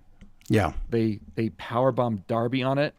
And so what happened here was, as they pick up Darby to powerbomb him, Darby's wearing a necklace Oh my that God. it's made out of metal. It's very sharp. Yeah. And as they pick him up and his head comes out from between the legs, the necklace gets ripped up the side of his head and takes off a chunk of his ear. Yeah. Darby is immediately pouring blood out of his right ear. And it don't looks- worry, we'll make it a little better later. I'm sure it won't be worse later on. Let's see. Ospreay was also busted open by the ladder, so he's bleeding too. And I think it would be funny in this match if everybody was bleeding except for Moxley. Okay, before the match, I said 3 to 5 people will be bleeding before the match is over. I think I got it right. But never Claudio. No. So, what happens here? Ospreay wants to do the chair neck thing to Moxley like they did to him, but Yeah. Gabe Kidd pile drives Ospreay. Oh, there's just a ton of things here. Let me skip down here because I have way too many notes. There's on too this many. match. It's Just watch it's the a lot match. of It's stuff. awesome. Yeah. Such Just a good watch match. the match. Oh yeah, Claudio Moxley digs a fork. Ew, in the into ear. So he Darby's makes the ear bloody ear. worse. Yeah. Yeah. I think they like had duct taped him to the chair or Yeah. something. And then He said duct tape me to the chair. Yes. And then, of Yeah. course, after that, Claudio, throw me with a chair taped to my body. Oh, my God. yeah, he You're body insane, slams dude. Darby in the chair. You're just insane. Darby's a nut. Yeah. Yeah. Outside the ring, okay, this is important. Marina, Shafir, and Wheeler Yuta are setting up 2 tables, but they're doing it bunk bed style. So It's it's, a 4 4 tables. stack. Yeah, two next and to each 2. other on top of each other. Yeah. The Bucks find a barbed wire table, and here's where Moxley finally bleeds. Tanahashi shoves Moxley's face into the barbed wire, so now Yeah. he gets to bleed again. Okay. Let's see. Moxley goes through the barbed wire table some more. Kenny Snapdragon suplexes everybody. Tanahashi's going to climb the ladder and jump on people. Oh, my God. But- Where did we see this before? Who stopped him, or was it they stopped Muda? They stopped Muda from dying it when he was on his retirement tour. That was it. Yeah. Yes. They do that here. Ibushi and Ospreay are like, no, don't do that. And they pull him down. Instead, Ospreay climbs to the top of the cage and he moonsaults onto everybody. Yeah. Let's see. And it was Muda perfectly helped- safe. It was like the best, safest. It wasn't a sky twister or anything. It was just a regular moonsault, and everybody caught him. So They caught him perfectly. looked really good. Somehow Moxley climbs out over the cage to the outside. Was he going to abandon ship? I don't know what I think that was his plan. Don't know why he was doing that. What was the point of that? I think he was trying to leave. Darby climbs up and he knocks Yuta onto the Japanese announce table. Oh, And that was then ugly. Darby attacks. Yeah. And Darby attacks Moxley outside the cage. He's going to put Moxley between the bunk bed table. Which, so Moxley's if gonna you be did the that, Oreo cream and the and cookie. you squished him, the wood would splinter and he would probably get impaled. So, But we just saw that. yeah. We just saw Oh, that. I know. On, who was it on? Was it WWE? Who did this happen to where they didn't pull the guy out in time? I think it was WWE. Someone got really bloody. Was it Braun? It was somebody who got bloodied really bad from this. The same exact stunt. Yeah. But this time Shafir pulls Moxley out of the way. Gabe Kidd climbs to the top of the cage, and he and Darby both fall through all 4 of these double-decker tables. So Oh, my God. it looked great. They didn't die. I'm glad to hear No. that. Now who's left in here? Claudio's left in the ring. We get a Stormbreaker to Claudio, and then they do the pin on Matt. It's a Hidden Blade, one Winged Angel combo. Yeah. And then they give it to Tanahashi. He gets the high fly flow. 1, 2, 3. He gets the pin. That was nice of them to give it to Tanahashi, considering he also got the win on Dynamite. So Yeah. Right. Good And for he them. really didn't do much else. He didn't, got and to hide in this match. I was glad it was safe, so I didn't care Yeah. about that. Yeah.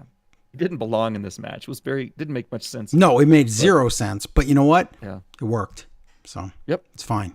So everybody leaves Will Ospreay alone in the ring. The credits come up at the bottom of the screen. Will takes his final bow, and that's the end of the show. You would think. But wait, Walter shows up, Yep. and instead of Walter, it's Moxley and Claudio, Oh, and they go in the no. ring. They attack Ospreay. Yuta locks the door. Oh, no. Moxley gives Ospreay about a half dozen Death Riders. Yes. He's trying to break his neck. So Trying to break his neck. They put the chair on Ospreay's neck again. Out come the Ops.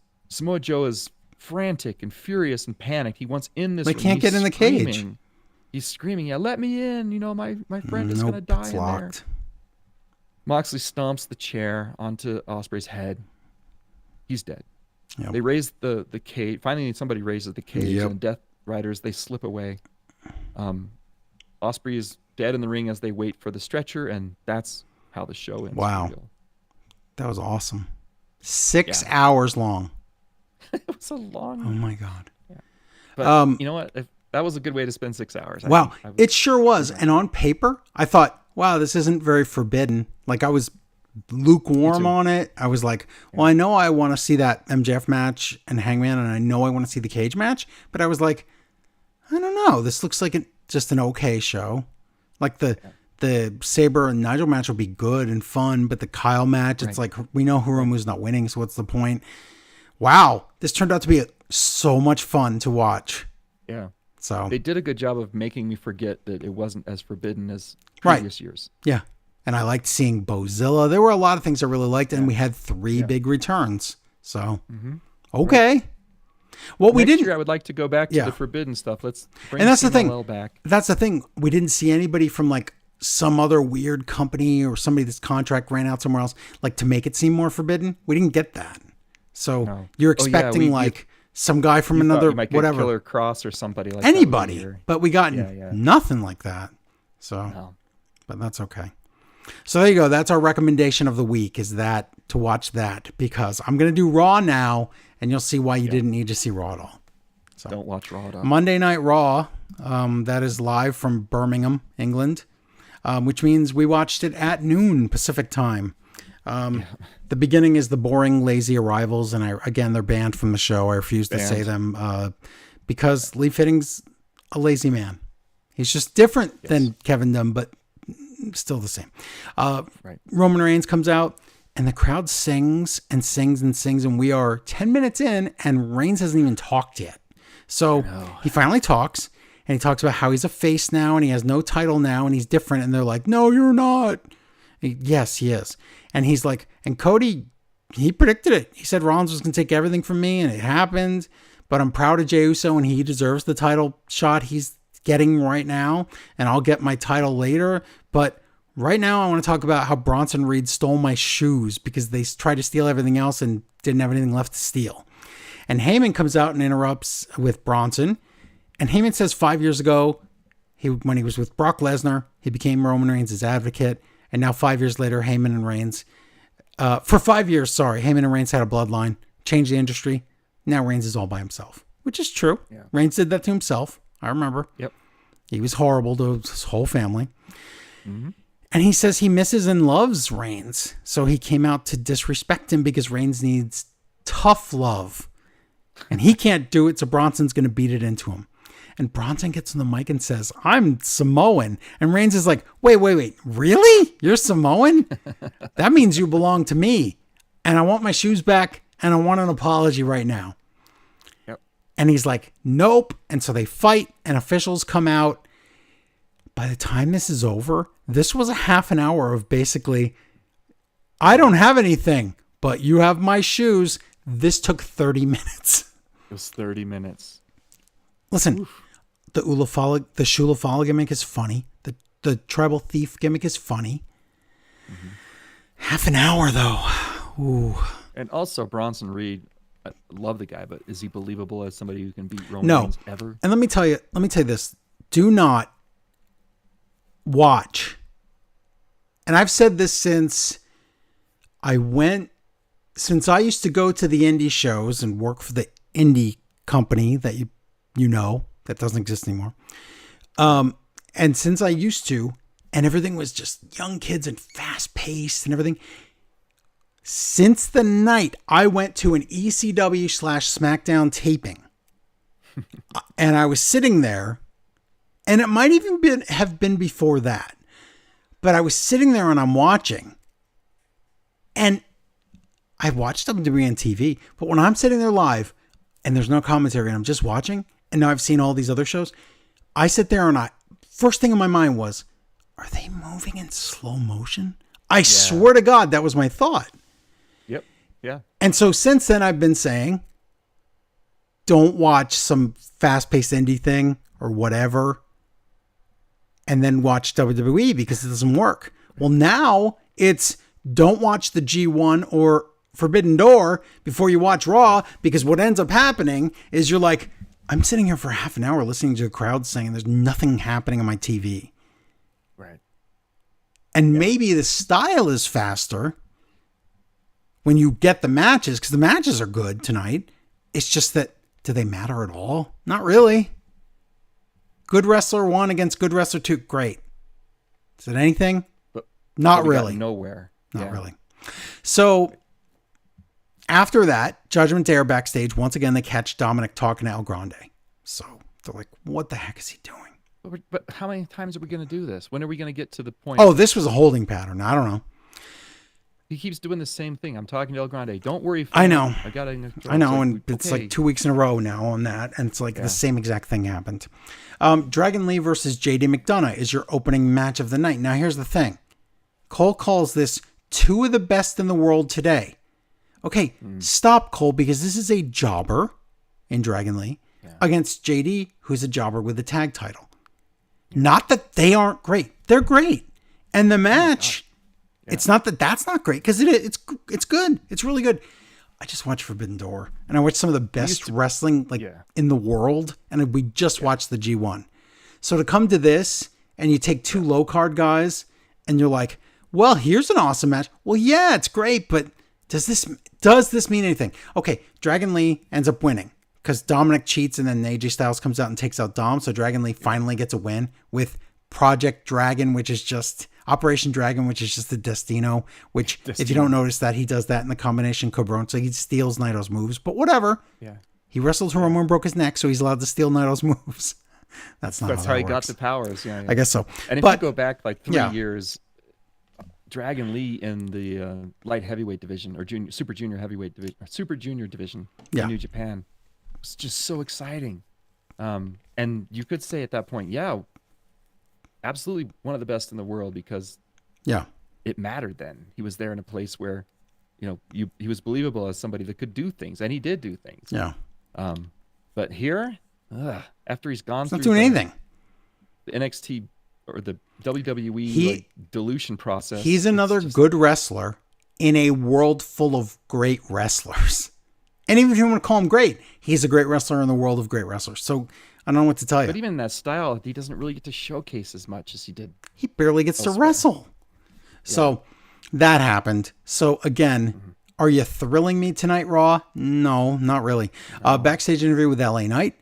He doesn't understand anything because he says, last week that me going through a table with Punk, that wasn't an accident. Yeah, it was. He's like, Punk did the shrug after. Yeah, because it happened by accident and then he didn't care. That's why he shrugged. Not because he did it on purpose. It's LA Knight, whatever. Penta comes out. Oh my God, remember Penta? Remember? Yeah.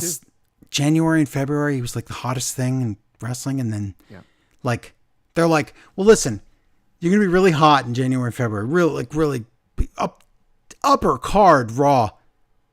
But you're going to beat a lot of jobbers those months. Oh, but then wait, this summer, you're going to lose to Kofi Kingston.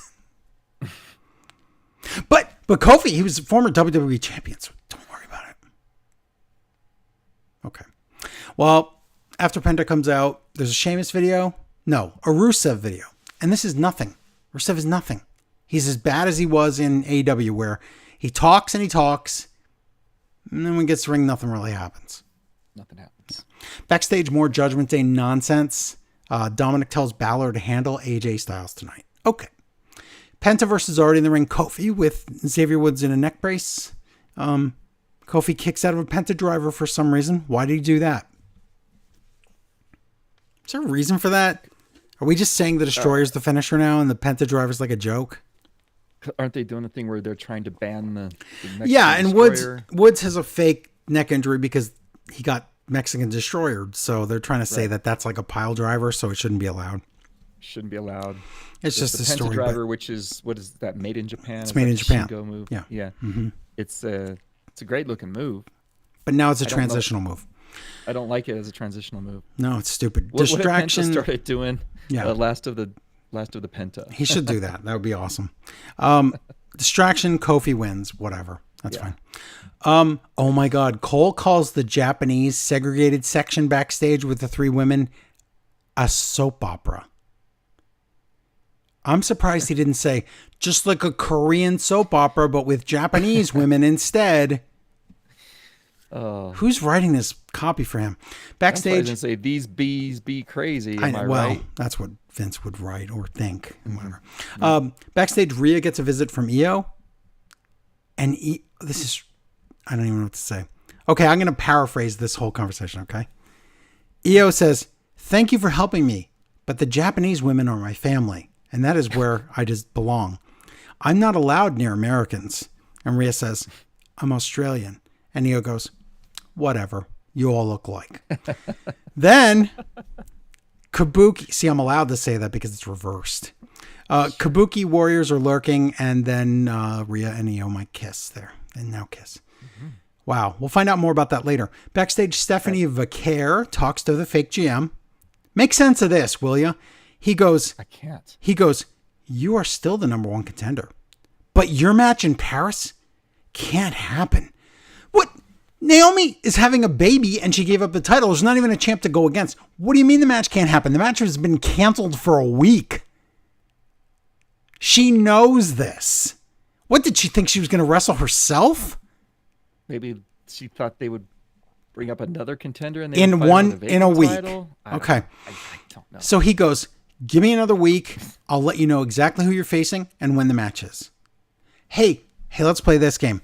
Let me guess. A series of multi-person matches, 4 ways, 3 ways, and then eventually it leads to some other 4-way or 3-way instead of a tournament. This is what WWE does now. Yeah, how about this? How about you give us a real single elimination tournament, make this special? But no, it's going to be, let's have 3 ways and 4 ways leading up to WrestlePalooza or something. It's like, Yeah. really? If they come at me next week with a single elimination tournament where at the end Stephanie has a bye because she's number one contender and we have to find her opponent, I'm all in. I'm all ears. Let's do it. Yeah. Sounds good. I don't trust them anymore. Triple H Just books. now is now the point where you stop trusting. I said that 20 years ago. But Yeah. Triple H is into that thing where he can't have singles matches because, oh no, then either you have star versus jobber in every match, or you have to beat somebody. And I don't want to beat somebody. Yeah, they got to protect everybody. Yeah. It's terrible. So Becky comes out and she's great again, just like on SmackDown. And then Nikki Garbage Bella comes out and she's so artificial and monotone. And she goes, she's trying to make a list to say the C word and she means coward. It's supposed to be shocking. But she goes, Yes. You're cheap, and are you brain dead?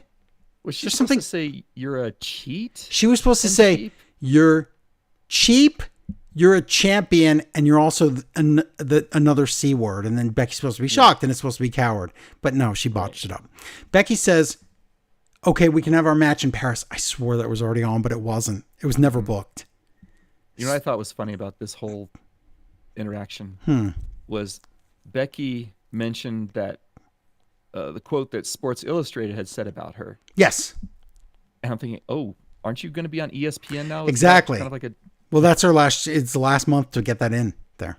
okay. So Can't say it after this. get this. Becky tells a funny joke about Ozzy and about how he died trying to get away from the UK or whatever. But it's a funny joke, right? Nikki goes, Yeah. that was a cheap trick. Haha. Wrong band. That's not what? What? That was a Walker. That's a That's a Walker. And then Cole thinks that that's something and goes, something crazy train. And I'm like, am I going insane here? Did she mean that was a low blow to Ozzy Osbourne or the country? Cheap trick? Anyway. Nobody says that. No one says that. That was stupid. They fight and Nikki's just terrible. I can't. Look, we got this far to get away from the divas. Please stop. Please stop this. I like women's wrestling. I don't need divas brought back into it. Please No stop. more divas, please. Backstage interview with Punk. Oh my God. The interviewer goes, I know you like when people talk about you. That happened on TV. Yeah. And he laughs. He didn't say no or whatever. Right. His response, he might have to cripple everyone in the four-way match that he's in Paris. What a swell guy. That's how you win matches, I guess. He's going to break their bodies so bad that they can't Yeah. work to get food for their family. He hates their children vicariously through that sentence. Okay. Rhea comes out. We get a Sheamus video. That's the opposite of the Rusev video because they're going to have a Donnybrook, and that's pointless. And Cole says something like, it's a bar match. And it's like, I mean, okay. Yep. Anyway. Like, we had the bar. That's exactly. I know. Rhea versus already in the ring, Roxanne. Cole again says, Roxanne is feisty. Remember the cards that Michael Scott has and Dwight's said tall and beats. Roxanne's feisty card that Cole has, small woman.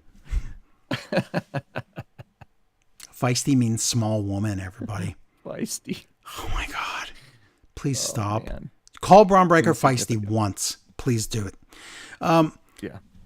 Rhea wins the match, of course. Raquel attacks her. Io comes out for the save, so we're going to get more adventures in the soap opera later. Backstage, Seth Rollins and Bronson Reed and Paul Heyman exist, and Rollins says, you were right about this one. And Heyman goes, no, you were. And Rollins goes, that's right. Ah. Yeah. Remember he brought Bronson into the group without even asking? Remember that? And then Rollins goes, Braun Breaker, you're going to make it so LA Knight doesn't even make it to Paris. I don't think it's going to happen.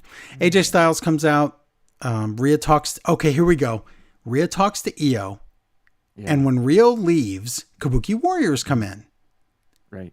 To yell and scream at Io. Asuka screaming at her for talking to Gaijins. And Asuka leaves and Kairi's just crying. And she's like, I'm sorry. Right.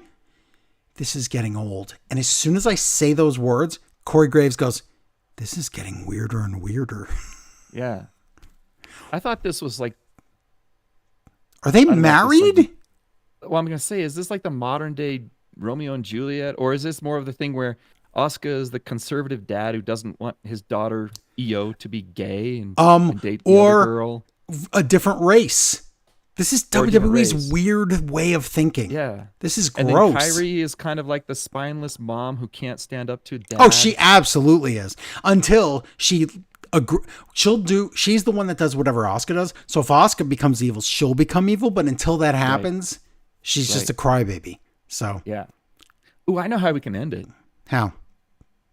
Let's go with pure Shakespeare. Let's just say. Oh, they're just going and Rhea die at the same time, and then the other one's not dead, so they kill them. So yeah, right. Okay. Let's do that. Instead of drinking poison, they each get a bottle of that YouTube sociopath energy drink. Oh, okay. They would probably die if they drank that. And they drink that and die. Allegedly. That's what I've heard. I don't know if that's true. And then he would run in and make fun of them because they died. Yes. AJ Styles versus Finn Balor. It's a match. Styles wins. Remember when that would have been an important match? Not anymore. Oh man, Back- Bullet Club. Yeah. I know. Backstage, Jey Uso talks to himself, it seems, but it's really he's talking to Roman Reigns.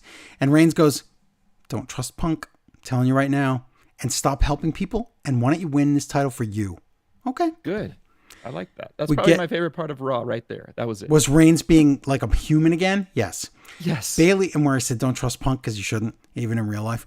Bailey video where she's schizophrenic again. So now she has 20 different voices in her head. So this is going to be interesting.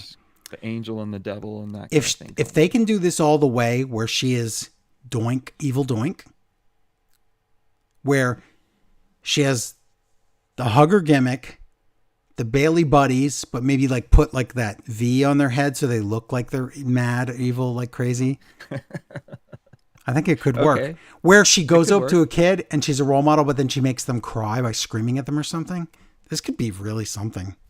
It could be. I'm open to it right now. I'm not really. I don't trust thrilled about it, but WWE, I'm open so, to it. yeah. I don't either. That's the part. Backstage, Lyra talks to the fake GM. She's worried about Bailey. The last time we saw Lyra, she said, I'm done with that Bailey. Yeah. Dominic and pals talk to the fake GM about taking care of JD McDonough. I'm sorry, taking care of AJ Styles, not JD. Yeah. So next week, it's Styles versus Dominic for the Intercontinental title, but not at the pay-per-view. It's on Raw. Okay. Yeah. Yeah. Cole says this idiotic statement. Sunday, it's Clash in Paris.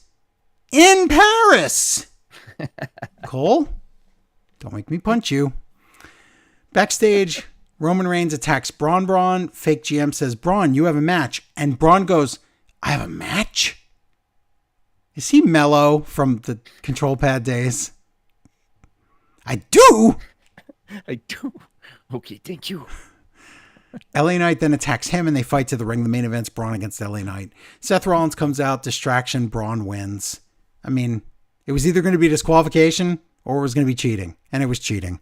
So Uso comes out, there's a beatdown, Punk comes out, the faces fight each other, and Rollins goes, no, Braun, don't go in the ring. Look what's happening in there. They are miscommunicating. It is ridiculous.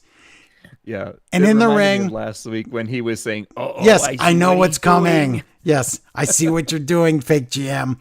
Well, this week, So funny. the faces fight, and you think it's over, but Uso's like, Yeah. I'm going to listen to Roman, and he kicks Punk right in the face. So, I have a question about this. yeah. Because he was supposed to kick Punk. Wait, who was he supposed to kick and then he hit At LA Knight instead? First, at Was Braun- first no, it was Braun wasn't there. Punk was behind LA Knight, and so he kicked LA Knight. But then when Punk thought he was safe and thought that was funny, Uso kicked Punk in the face.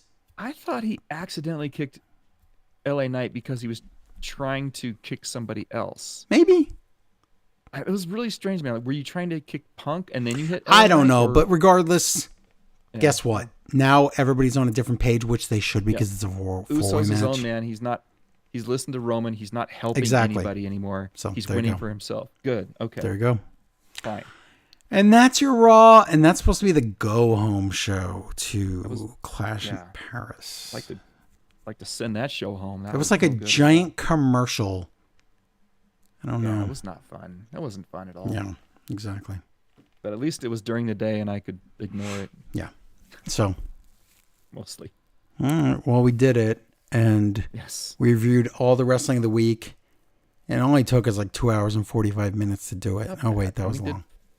We did a long pay-per-view. 5 Yeah. hour pay-per-view. It's 6 hours. 6 hour pay-per-view. Started at 8:30 in the and I was- morning, ended at 2:30 for here, Yeah. this coast. Right.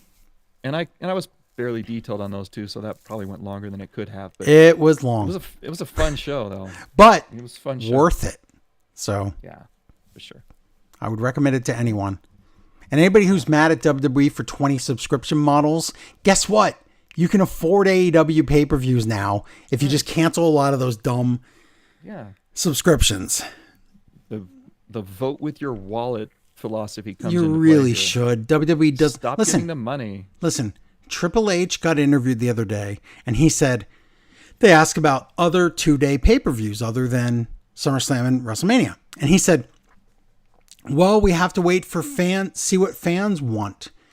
Let me tell you something right now. 2-day pay-per-views are so they could make twice as much money. Yeah. They have nothing to do with what fans want. And Triple H doesn't care about you at all. You know what he cares I about? think those Money, exactly. ego, a level of fame, a level of one-upping Vince McMahon. These are things that Triple H cares about. But mostly TKO, Nick Khan, and money. Yeah. Do you He think the ticket doesn't prices are going to care be halved about if it's you. a 2-day event? They're not going to reduce the ticket prices. No. Because it's a 2-day event. In No. fact, he's going to use that as a way to boast. Look at the gate that we got. And the gate is... Breaking records. I don't even want to talk about it. It's so disgusting. So It's let's disgusting. And they boast about it on the show to say, look at us. We've raised our ticket prices and made more money off of you, not. Yeah. chumps. You can't afford to see us anymore. Isn't that great? That's crazy.